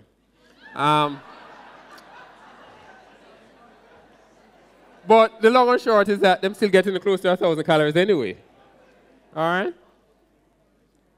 Or they said, okay, they don't want no water because the water tastes bad. So they will take these, what do you call it? Canned water and all of those nice fancy stuff, which gives you an extra 50 calories. So those are part of the problems that you have. So let us see how we're going to balance out this lunch now. You're going to have to jump and skip for at least an hour. All right? And in addition to that, you're going to have to do some good lunge and bench press. So the long and short about it is that, yes, there are some people who are exercising, but you're not really exercising to the amount to balance your inputs. So it's not surprising that a lot of people come to us very frustrated that, listen, nothing now going for me because we're not making any progress. But the truth be told is that there is a disconnect between what you have to do vis-a-vis what you actually put in so that they balance out. So having had woken you guys up now, we're going to be closing. And so, as I said, one of the challenges that we face is that nutrition covers everyone. And if I was to ask how many nutrition experts there are, it will be equal to the number of persons that are in the room, because everybody has their own belief. Nutrition is something that we all engage in, and so we believe that we are all our own experts. But what I've tried to do is really tell you how we understand it from a science point of view. And hopefully you can actually use that information a little better to understand, to make your own choices. Just to say that I've just chosen about 3 main groups, just to mention a few points about it. In babies, the best food for that baby is breast milk. Breast milk for at least a minimum of 6 months is what the World Health Organization recommends, but we say it's the best food. Babies who are not breastfed, yes, they grow well, but when they get older, they get all kinds of problems, and we're measuring some of those problems as we speak. The transition between breastfeeding and the regular diet can be challenging for the child and the mother, but one of the things that we ask is that weaning food needs to be energy dense. So typical weaning food in the Jamaican context is porridge. The challenge we have with most people in making porridge is that when they're feeding the baby, they feed it with a nipple buckle. And any porridge that can come through a nipple buckle is not worth anything. It's just too diluted. All right? Your porridge should be thick enough that you can cut it with a knife. All right? So that's the issue. Those of us who happen to have survived all the growth agenda and looking forward now to the prosperity one, so we're elderly. One of the challenges that we face is that we end up with what we call weak muscle, and the medical term for that is sarcopenia. And one of the things that we're trying to encourage in our older folks is that they need to increase and ensure that they consume adequate quantities of proteins. And we recommend that it's in the order of about 1 to 1.5 grams per kilogram per day. So if you are roughly a 70-kilo person, which means you're about 150 pounds, you should be eating anywhere between 70 to 80 grams of protein per day in your diet. But more importantly, you want to maintain your muscle strength. And so we encourage you to do some weight training. So not only should you be eating adequate amounts of protein, but as we go older and we want to limit some of the arthritic pains and stuff that we have, we should be doing some weight training. For those of us who are fortunate or unfortunate enough to be fluffy, one of the things is that there are many prescriptions out there. Some people are going to tell you to go on this Atkins diet. Some people are going to tell you to go on all manner of products. The long and short about it is that we recommend, ultimately, if what you put in is less than what you, if what you spend is more than what you put in, you will lose weight. Most of the studies that have looked at what we call low carbohydrate-based diets, where they replace the carbohydrate primarily with protein, they tend to show greater efficacy in terms of the weight loss. So that means they're more likely to induce the weight loss. However, the challenge we have most times is what we call the maintenance phase. That is, most people who end up losing weight have a high likelihood of regaining that weight. And so one has to be consistently working at it. So I'm closing by saying that healthy choices actually means a healthy you. The more you make correct choices in terms of your nutritional choices, the healthier you're likely to be. We recognize that although I looked and spoke primarily about you as an individual and what you can do, certainly the environment needs to be an enabler, a facilitator to enable you to do some of the stuff. So clearly, we need a structure within our society that allows us to be able to feed our infants and our pregnant moms properly. And so our infant policy with the appropriate laws, so for example, I'm lobbying here by no minister for paternity, right? Paternity leave. Yes, I need paternity leave too. Even though I don't produce the breast milk, I can at least support the woman who produces the breast milk, right? So we need the appropriate policy that facilitates us feeding our babies properly. Clearly, in order for any of this to work, we have to have proper collaborations between government and industry to promote healthy foods, especially to the vulnerable in our society, which, as I said, primarily, as I spoke to you about, the children and pregnant moms. We also need physical environments that will promote activity. And one of the things that I spoke about, but not in detail, was the fact that in a couple of the slides, we demonstrated that men in general tended to be a little bit more physically active than women. I'm part of a collaboration with our community health and psychiatry team, as well as the Department of Urban Planning at UTEC, where we have actually looked at how people use the common park. We have only assessed 2 parks so far, the one in Papine and the one in Emancipation Park. We need some more money. So, Sir Webby, you see what you can do for us. But one of the challenges that we face, or one of the observations that we have made, actually, is that there's a great differential in terms of the usage of the parks. Men use the parks far more than women. And there may be many reasons. Certain security may be a reason. It may be also has to do with how the household is structured. The woman has to go home and fix up so that the guys can come home and eat. But the long and short is that we need to ensure that our physical environments are both safe, for both genders, whether male and female, and that the environment is supportive of individuals who need to do exercise. So in concluding, what we can say is that we need to consume a balanced diet that provides your body with all the nutrient requirements from all the food groups. We need to consume the right level of calories, and which, depending on your age and physical activity level, and whether or not you are affected by particular illnesses.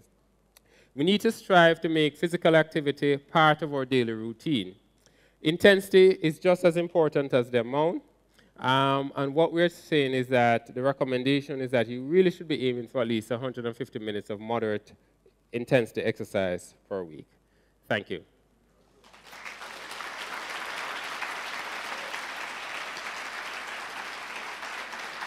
Okay.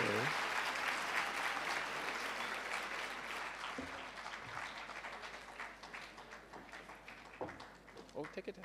Thank you very much. Yep, you're welcome. Okay. I'm inviting Professor Reid to sit there so that he can answer your questions.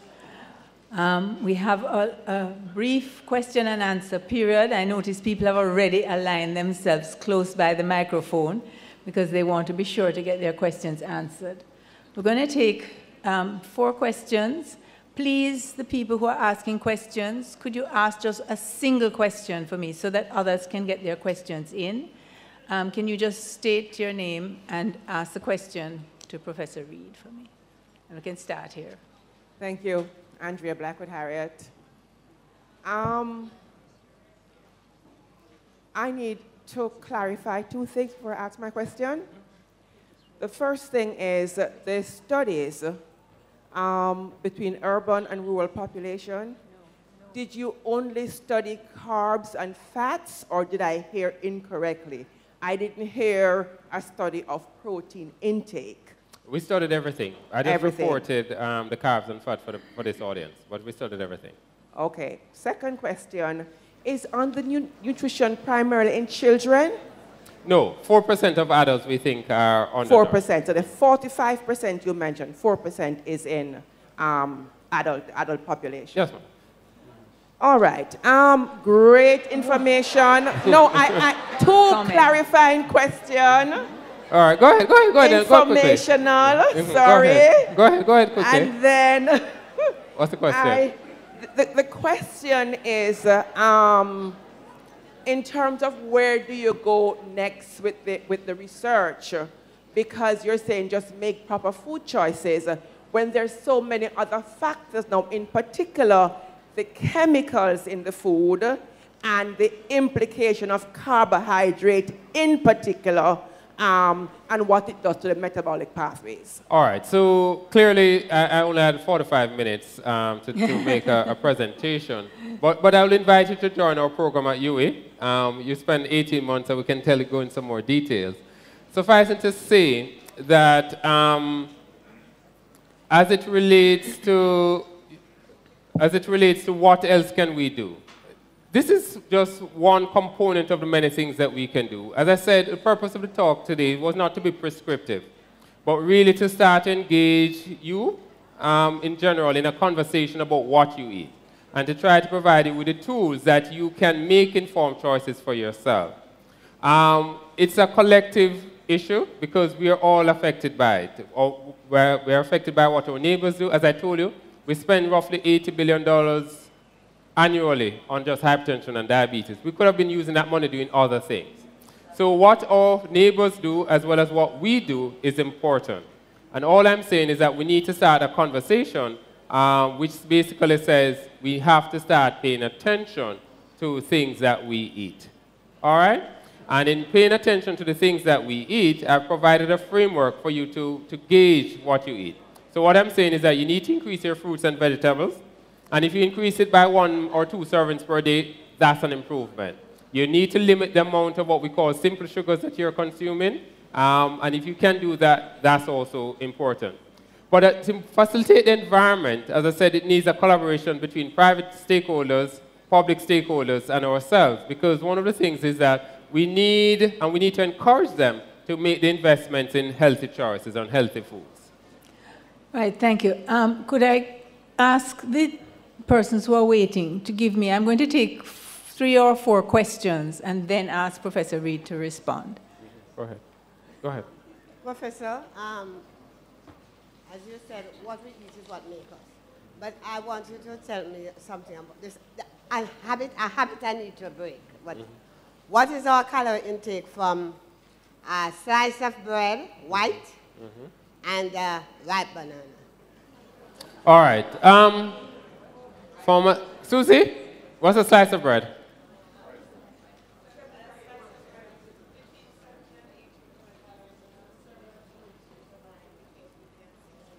Okay, got that? So about 70 calories. Yes, Ambassador. Yes, Ambassador. Thank you, sir, and congratulations for excellent work you've been doing over the years. I want to ask you 2 things for diet. One is Jamaicans have 2 factors that people are asking about.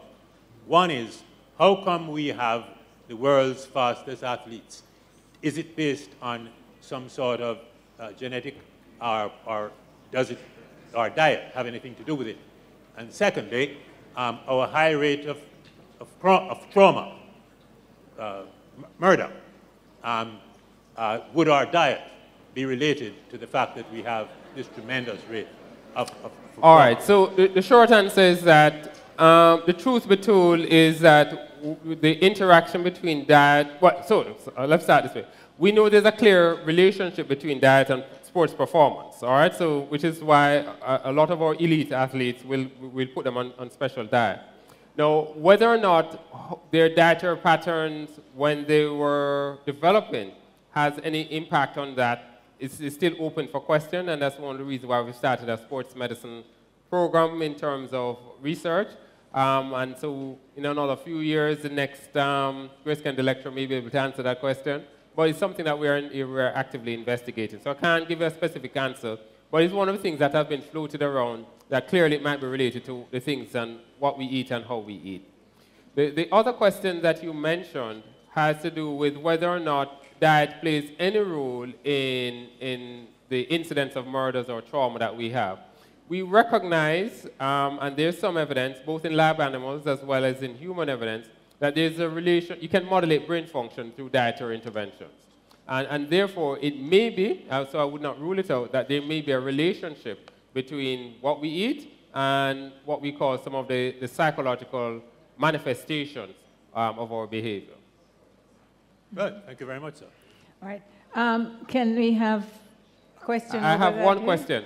Can somebody tell me quickly what was the revenue reported last year for GraceKennedy Group? A lot. Yes? Can anybody tell me?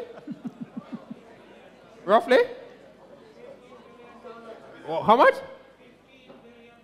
No, it was about 80. $80 billion. And remember the 80 keep coming up? So it cost us $80 billion to manage hypertension and diabetes for a year. And they made $80 billion last year. So it means that all of GraceKennedy money would have been gone to use to manage diabetes and hypertension. Yes, go ahead. Yes. What is the effect of preservative on the body? And what is the effect of the regularity and the timing and the frequency and the method that the food is taken? So some people are eating in a hurry just before going to bed. What is when they are going to bed, then just before that they eat, so, or they are always in a hurry, so they don't even chew it properly. What are the effects of those? All right, so I'll answer the first one first. So remember in one of the slides I told you what is a diet. A diet consists of nutrients and what we call other compounds. So the other compounds for us refer to any additives, whether it is used in the processing of food or whether it comes from the cooking of the food or the food preparation. What's the effect of the body? We know some of them are actually cancer-causing chemicals, and therefore, when it is that I'm doing the lecture looking at the relationship between diet and cancers, that's when I tend to emphasize those chemicals a lot more. But the issue where that is concerned is that there's a possibility and there's some causal relationship between some of these chemicals and subsequent cancers. The question now has to do with when you eat, is that important? Whether you eat in the morning, noon, or night, whether you eat and so on. The issue is that from a physiological sense, your body undergoes what we call a circadian rhythm. So almost anything that you can think of has a natural pattern to it. So your blood pressure, for example, tends to be highest during the time when you're sleeping, which is why most people die in their sleep, and then goes down during the days. All right? So, so there's always this pattern. The question is, when you eat, does it affect the pattern? We think there's some small perturbations in it, but on the overall scheme of things, what your body does is really a simple accounting. So after 24 hours, it adds up all that you have consumed over that 24 hours. It doesn't really care whether you had it at 6 in the morning or 6 in the evening. Adds up what it does in the 24 hours. And if you're found in excess, it stores it as fat. If you're found in deficit, then it burns off the fat. Remember, there's no time that your metabolic demand is zero. So even when you're sleeping, there's a metabolic demand. All right? Yes. Good evening, doctor. Sorry for the hoarse voice. That's all right. My name is Dwayne Little. And the question that I have is, I'm interested if you were able to pinpoint the amount of processed food that people were consuming in your research, in terms of foods that were taken from tins, or so, especially. Because I'm wondering if there is any difference between probably a pre-independence diet, which probably had less of those, and post-independence diet, which increasingly over time, people will be eating more tin food, especially as we got more urban.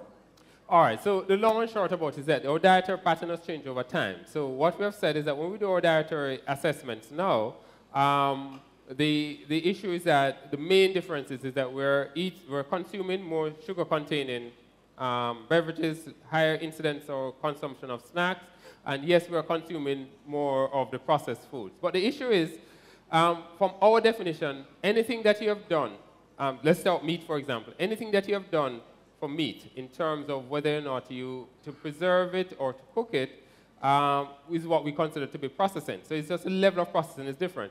In the old time, the main processing of meat was to salt it, all right? While now, we do other things to it. We'll give it nice, pretty colors. But the issue is that there's always processed foods that have been consumed.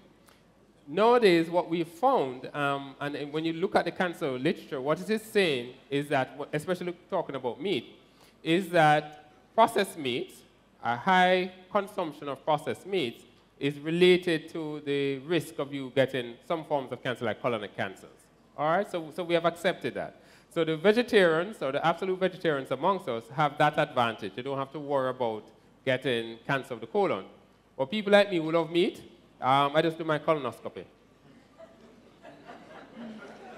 All right, let me just interject a question here from one of our persons watching on the internet. They're saying that they're asking if there's any truth to the fact that eating a lot of akis could be contributing to Jamaica having the highest incidence of prostate cancer. Short answer, no. No. No. So the short answer to that one is no. That thought emerged from two simple observations. One observation was that men in Jamaica tend to have a high prevalence of cancer. And then the next question is, what do men in Jamaica do differently from the rest of the world? One of the things that we do is that we eat ackee.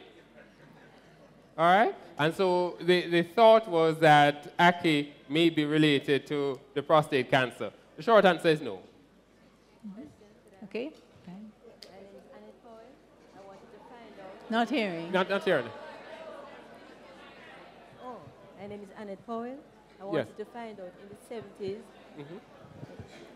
In the 70s, yes, Dr. George Locke was a neurosurgeon at KPH, and he did some research at UWI using white mice on the effects of malnutrition on the developing nervous system.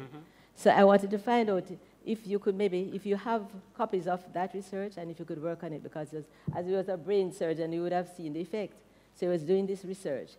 I think he went to California. I saw his picture in paper. Okay. Because that would affect not only maybe even crime and so on, and even the brain, the development of how you know, strokes and cardiovascular problems and everything. Okay. So some very important research. I wanted to find out. We have continued somewhat looking at some of those things. So, right. So the long and short about it is that we have looked at the effects of malnutrition and how you address that on what we call brain development and cognitive development, especially in children. My boss, Professor Walker, has done quite a bit of work on those sort of things. Okay, so you would know what has happened to his research that he had started? Not specifically to his work, but in general, what we tend to do is build on what is done in the past. There, yes. All right. But it was breaking thing at that time, and not a breakthrough at the time. That's fine. Thank you. All right, yes, sorry. Hi. Teddy. Teddy Alexander, JCOB. Oh. Not my fault for you serving time. Professor Reid, could you comment on the effect that increased use of computers at work and for entertainment, particularly amongst the younger people, what impact that is having on their development and how we might have to change our diet to accommodate the increased use? All right. Typically, the anecdotal evidence is that people who tend to sit at a computer a lot snacks a lot. And so what will tend to happen is that the energy expenditure is actually low, but the input is actually high. And so, yes, we do think that, especially studies done in the States where people spend hours and hours on computers and playing games and stuff, says that it contributes to them becoming obese. But the flip side is that you can actually use it, and the physiotherapy department is actually doing that now, where you can actually use it to do exercise. You know, the Nintendo ones and that make you moving up and down and all that sort of stuff. So the long and short is that you can actually make it to be creative and to be good. But the general literature would suggest that that's one of the factors that is contributing to the increased prevalence of obesity in the younger population. All right, thanks. We have 2 questions more. Yes? Yes? Yes, ma'am? Good evening. Are you an ardent old girl? Yes, I am an adult. That's all right. Go ahead. Oh, sorry. Go ahead. Go ahead. I have a 6-month-old that I exclusively breastfed. Mm-hmm. He's going into the 7th month now, and I'm introducing a taste of fruits to him. Mm-hmm. Now I heard you made your recommendations on weaning from breast milk to porridge. I wanted to explain that some more because I don't understand breast milk to porridge. And I actually... Go ahead. I'm hearing you. Go ahead. Ignore it. Go ahead.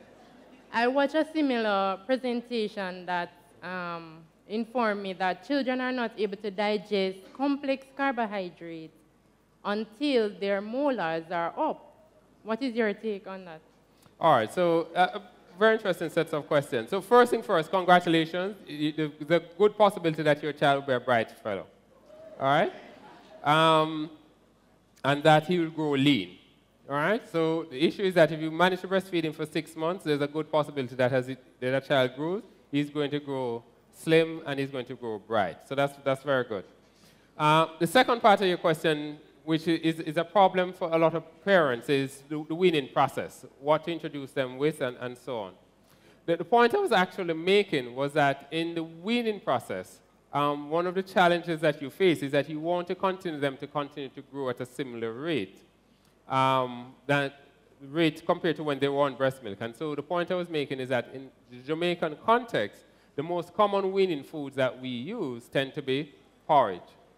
But the point I was making is that when using porridge, one has to be careful that you don't give them a product that has relatively low energy density because they won't grow well.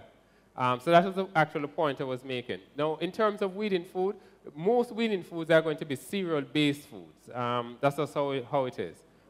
But irrespective of whichever one you use, the important consideration for you as a mom is to try to ensure that you're providing them with adequate amounts of energy.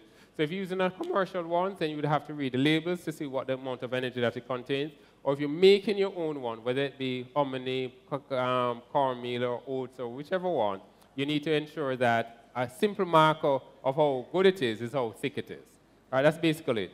You know, in terms of the complex carbohydrates and so on, the fact remains is that infants, as they grow older, are able to digest things better. So there is a phenomenon we call capacity to do. And so in general speaking, in general terms, and that goes not only for carbohydrates, it also goes for protein. So in general, what we will tend to do is that when they're younger age, we tend to give them food stuff that a little bit sweet and a little bit simple, not too complex, but as they get older, we can introduce to them far more complex things. So at 6 months, as I said, you can do any one of the cereal stuff that you want. It really and truly doesn't really matter. As I said, it's mostly the entry density that is important. All right, we have, yes? I said one more, but Come on, that's all right. Any more? Come, bring them on. Yes, but we have to stop. Yeah, hi, doctor. How are you? Yeah, great. There, the usage of GMO products and gene editing, right? Like Monsanto company, Roundup. I know GraceKennedy, AgroGrace is one of the distributors. That's kind of altering the genes of our natural foods. And it could have, you know, serious implications. And it is having serious implications now. I notice you guys advertise a lot of different insecticides, herbicides, pesticides, weedicides, et cetera, et cetera. Right now, I came in late, but right now, the future, 20, 30 years after, are we going to be a nation of cancerous people? All right, so the question is GMO, genetically modified foods, and so on. All right, so change is a hell of a thing, eh?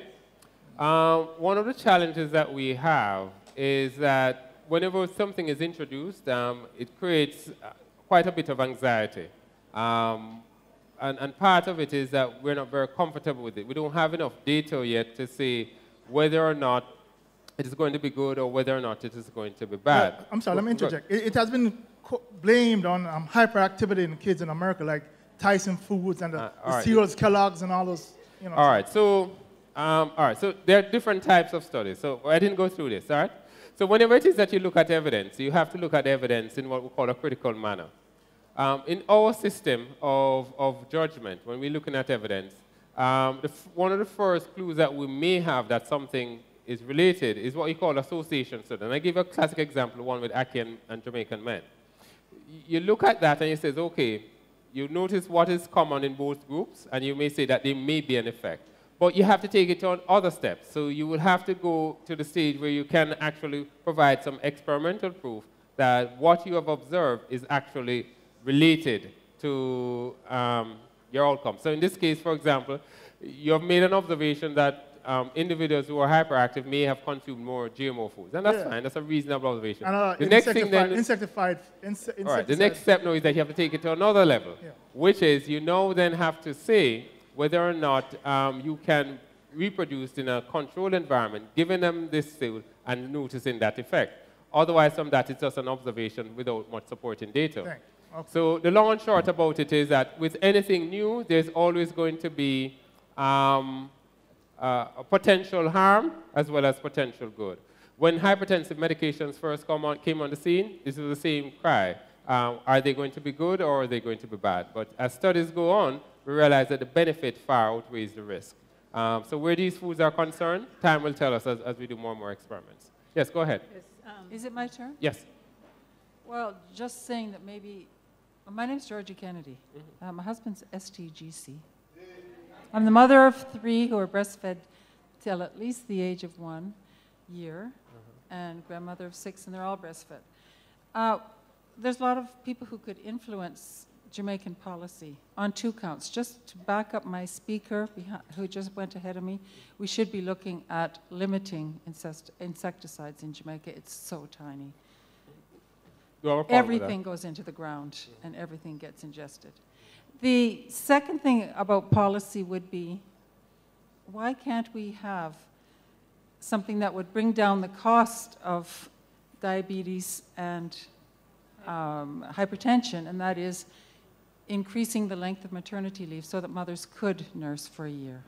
That's a possibility. And the cost, upfront cost, would outweigh the eventual loss. Do you agree with that policy of a year? No, and I also joining the rest of the world and giving mothers a year off? Yeah, If we could have I agree. I don't have a problem with that. I don't have a problem with that. And he could have put in 6 months for the men. The last question over there, Professor Reid.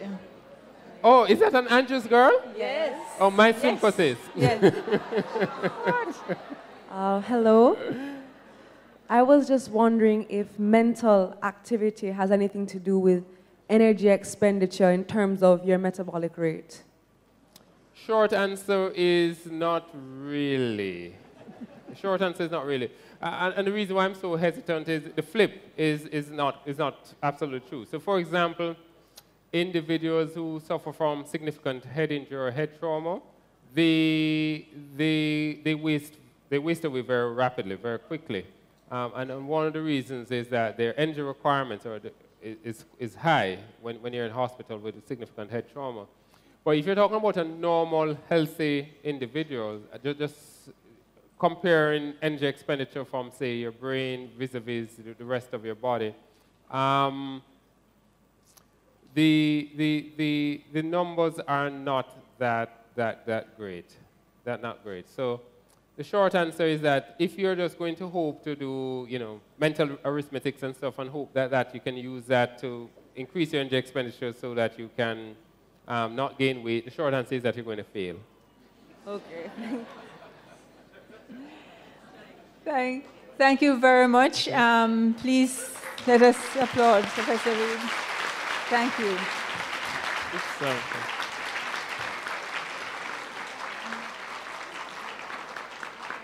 I'm going to now ask Mrs. Caroline Mahfood to take us through the presentation of awards.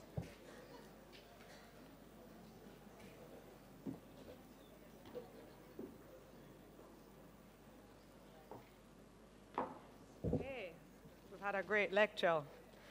And I'm sure there'll be more questions being posed. You can pose them online or on Twitter at GK Cares, and hopefully we can answer them for you, or we'll get Prof to answer them on our behalf. I need my team to come forward. Crystal, Gail, and Marjorie, if they can come forward now. Please, somebody call them. Okay, so over the past 94 years, GraceKennedy, through Grace Foods, has placed great emphasis on providing wholesome, nutritious, and delicious food products. For all of us, the name Grace is synonymous with quality. This year, based on the topic of the lecture, we decided to do something special leading up to the lecture. We launched the Choose My Plate competition, which targeted schools that have a food and nutrition lab and offer this subject at the CSEC level. Teams were required to submit a short video of them preparing a nutritious meal with a budget of $2,000 or less, using, of course, Grace products. 23 schools entered the competition, and we were very pleased with the entries we received. In fact, it was very difficult to select the winning schools. All of the teams should be very, very proud of what they accomplished, and we'd like to especially thank Grace Kitchens for their guidance and advice, and to their nutrition consultant, Kirk Bolton, who served as the lead judge. Since it was an online competition, we awarded a grant of $25,000 for lab equipment to the school that received the most likes for their video. And that school is St. Jago High School.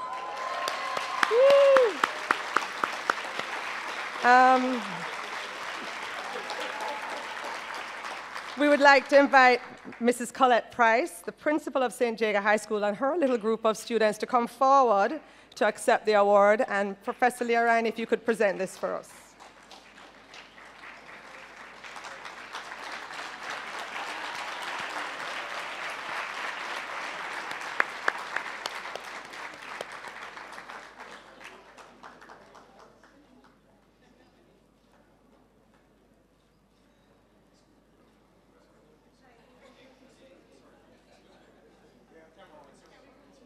Where we need to.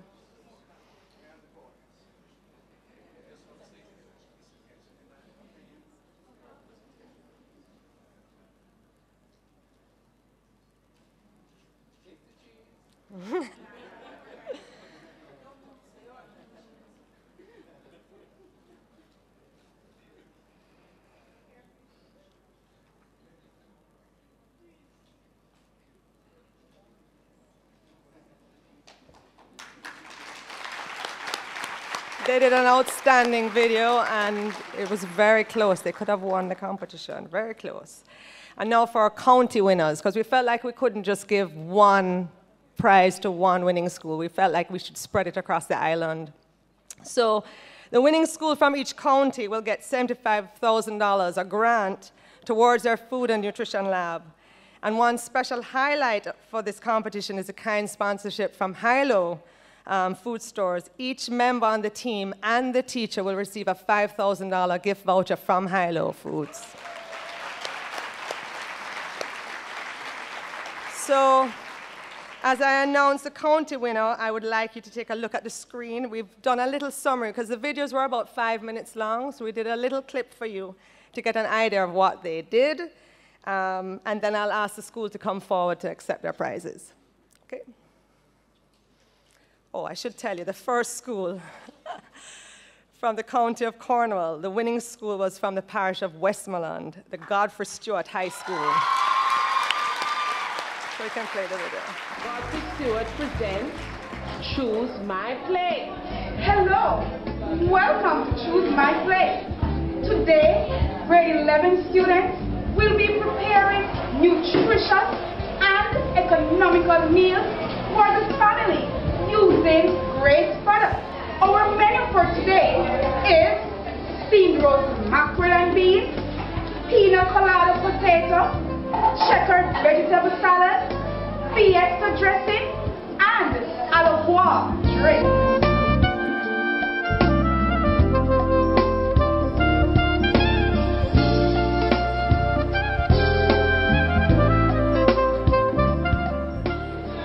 I'm Alicia Barnes. I'll be preparing steamed roast mackerel.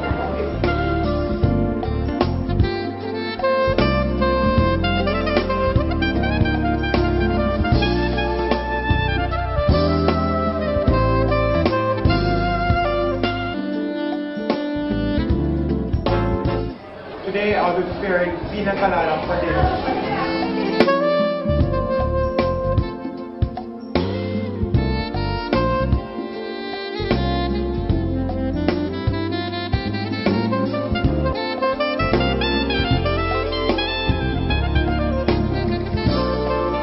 What are you preparing now, Imani? We are preparing checkered salad today.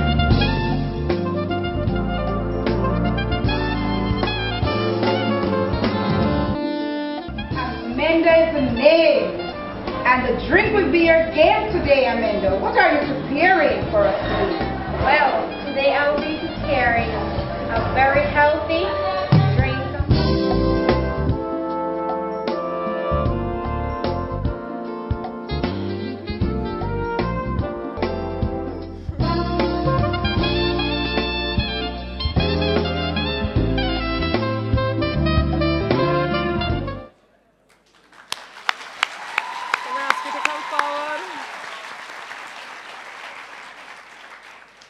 Okay, so I'm going to ask Professor Leah Ryan if you can come forward again, and Renee Nathan from Hilo Food Stores.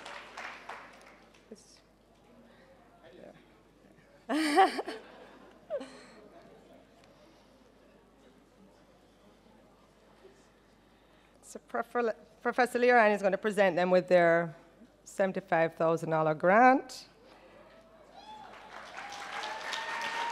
And a plaque.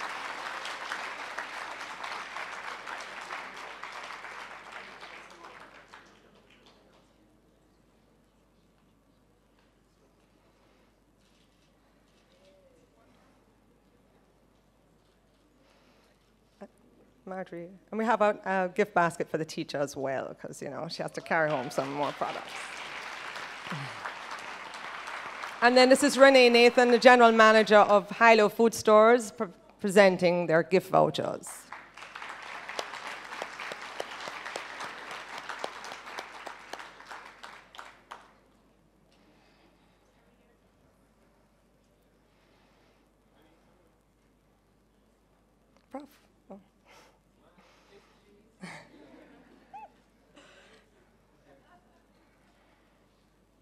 Congratulations. Renee. Okay, so the winning school from the county of Middlesex and the parish of St. Catherine is Charlemont High School. I want to show you the video.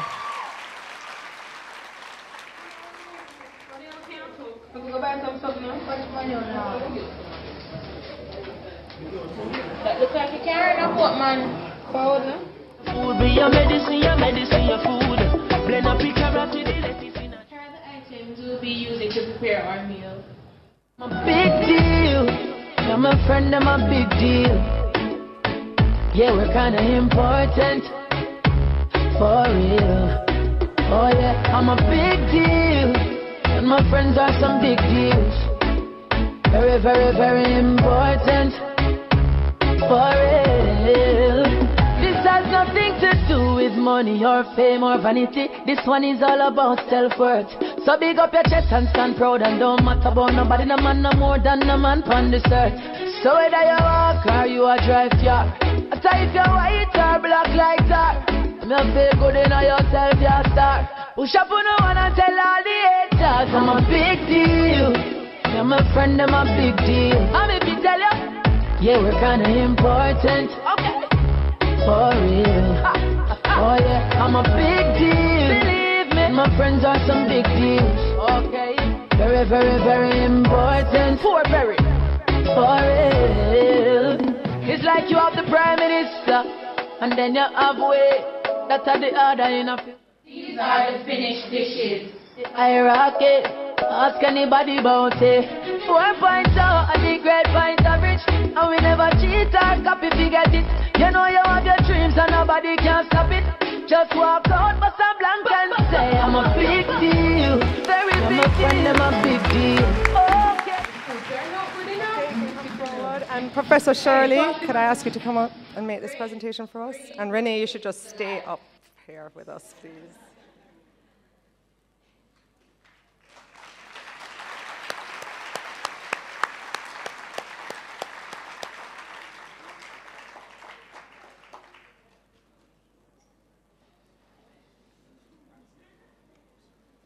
And the you can give him the basket now, so that it's in the picture. Yeah.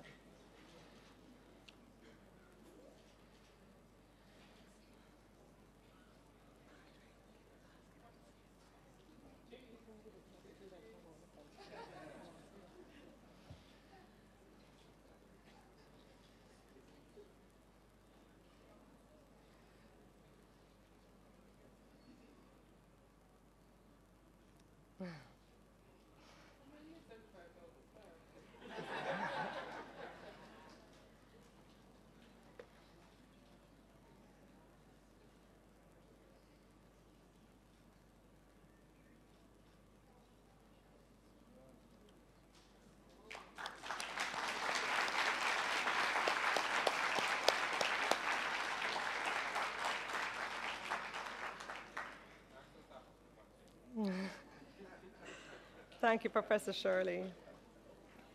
Okay, and our final winner from the County of Surrey, from Mountain View Avenue, the winner is Excelsior High School. Welcome to Excelsior High School. We're entering the Grace Choose My Plate competition, and I'm Ms. Connie Cunningham, one of the educators of food, nutrition, and health. I will now introduce you to my team that will be representing. I'm Chantal Carter. I'm Amar Zamante. I'm Tasha Adam. And I'm Corey Stevens. Since 1922, Grace has produced splendid products that are tasty, more affordable in comparison to other products, and are simply of the best quality. Come on, dear. We're now going to take you on our culinary journey. Here we are in our Excelsior Eagle Preparation Lab. And our course today will be a 3-course menu. And we have the lovely Chantel that will be working on the appetizer. So today Chantel will be making for us Grace jerk sausage ravioli with a Grace tomato sauce. And I'm very much looking forward to that. And the main course will be Grace Sacker corned beef balls with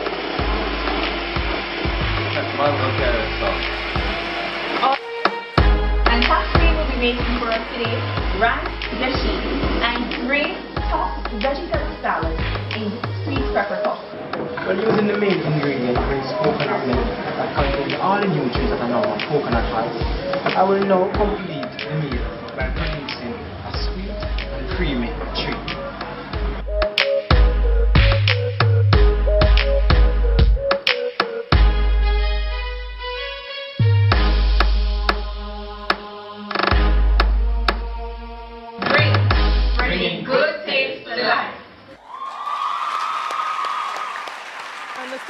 can come forward. Yes, please.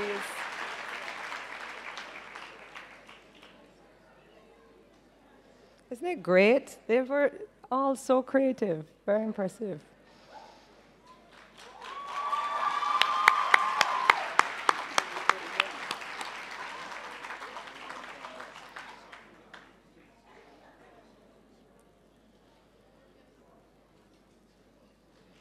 Renee, why don't you just go in the picture from now on? Just pose in the picture.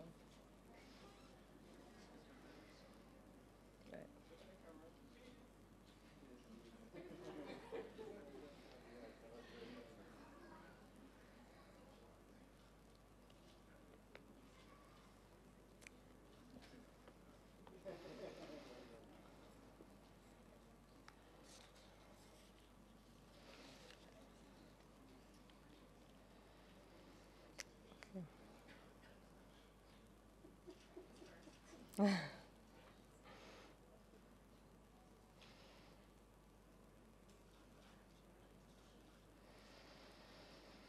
Congratulations, everyone that entered. And if you get a chance, at the end of the lecture, you'll see the actual food that they made on the tables outside and the videos from all the other schools that participated as well. Because, like I said, many, many schools did very well. It was very, very difficult to pick our winners. And Marvin didn't enter, so, you know. Oh, Arden, well.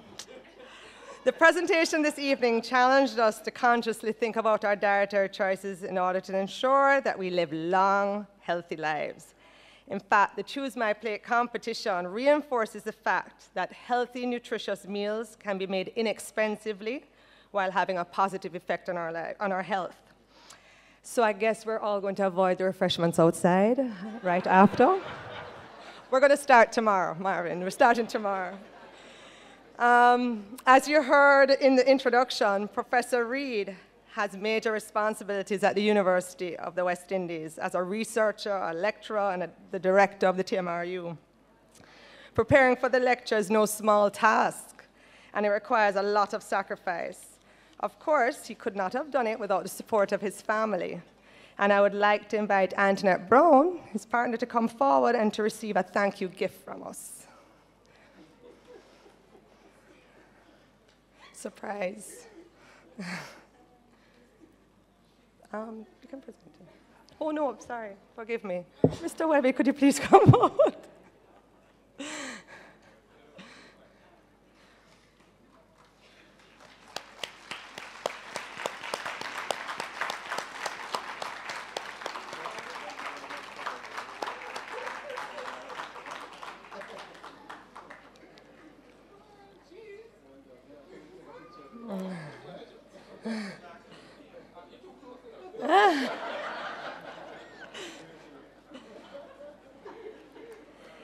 You can stay, sir. Finally, we want to use this opportunity to thank Marvin for the time he took to produce the lecture book and for his presentation today. It was really great. And so, Marvin, we needed you actually to stay and come forward. Mr. Webby, Professor Shirley, and Professor Liran, if you could join us for this picture, please, and for this presentation.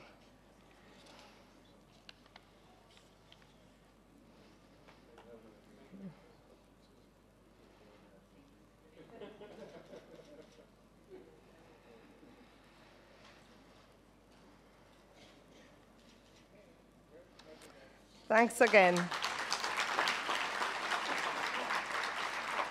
And we'll see you next year, same time. And I'm going to just invite Mrs. Faye McIntosh to come forward and do the vote of thanks.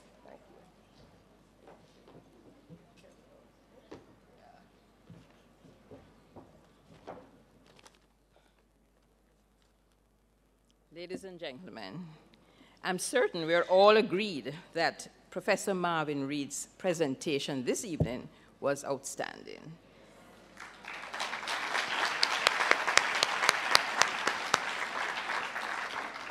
And he gave us much food for thought in terms of our chosen lifestyle and dietary patterns. Thanks again, Professor Reid. The discussions that followed, the vibrant discussion, already demonstrates that we have been captivated by the rich data shared and are mindful of what is required for individual well-being, as well as the nation's well-being. Remember, healthy choices mean a healthy you.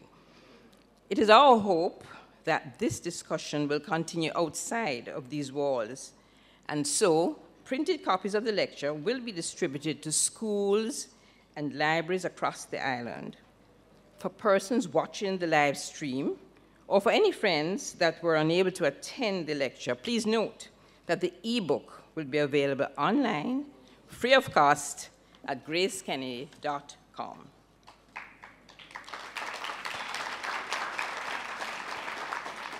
This evening's lecture presentation can also be viewed on your YouTube page, Grace Kennedy Cares. We must thank the team that has worked exceedingly hard on the production of the lecture book. Our editor, Charmaine McKenzie, worked closely with Prof. Reid to ensure that the book was completed in time for today's lecture. And Richard Schofield of Phoenix Printry, who ensured that we received the books with time to spare. Special thanks to our graphic artist, Dale Beckford, who designed the cover of the book and all of the advertising for this event. As usual, he did an outstanding job.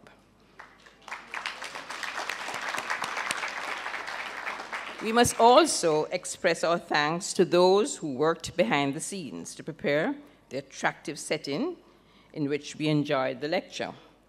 Year after year, the team from Hip Hop Tents, led by Mrs. Carol Gray, transforms this room to create a beautiful and harmonious space. We thank Maxine McDonough, our public relations consultant, Scan Media for photography, Mark White and his team from Visual Tech, who provided the sound, videography, and online streaming of the lecture to YouTube. And of course, our host, the Pegasus Hotel, for a wonderfully convenient venue and delicious refreshments that we will enjoy shortly. To our immediate family, the members of the Grace Kennedy Foundation Board, thank you for providing the support we need to perform. To the members of the Secretariat, Executive Director, Mrs. Carolyn Mahfood, and her team, who have worked unceasingly to ensure that no detail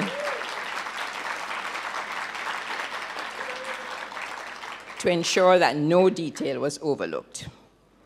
Most importantly, we thank each and every one of you for taking the time to be here with us and contributing to the amazing energy and vibrancy of this evening's discussion.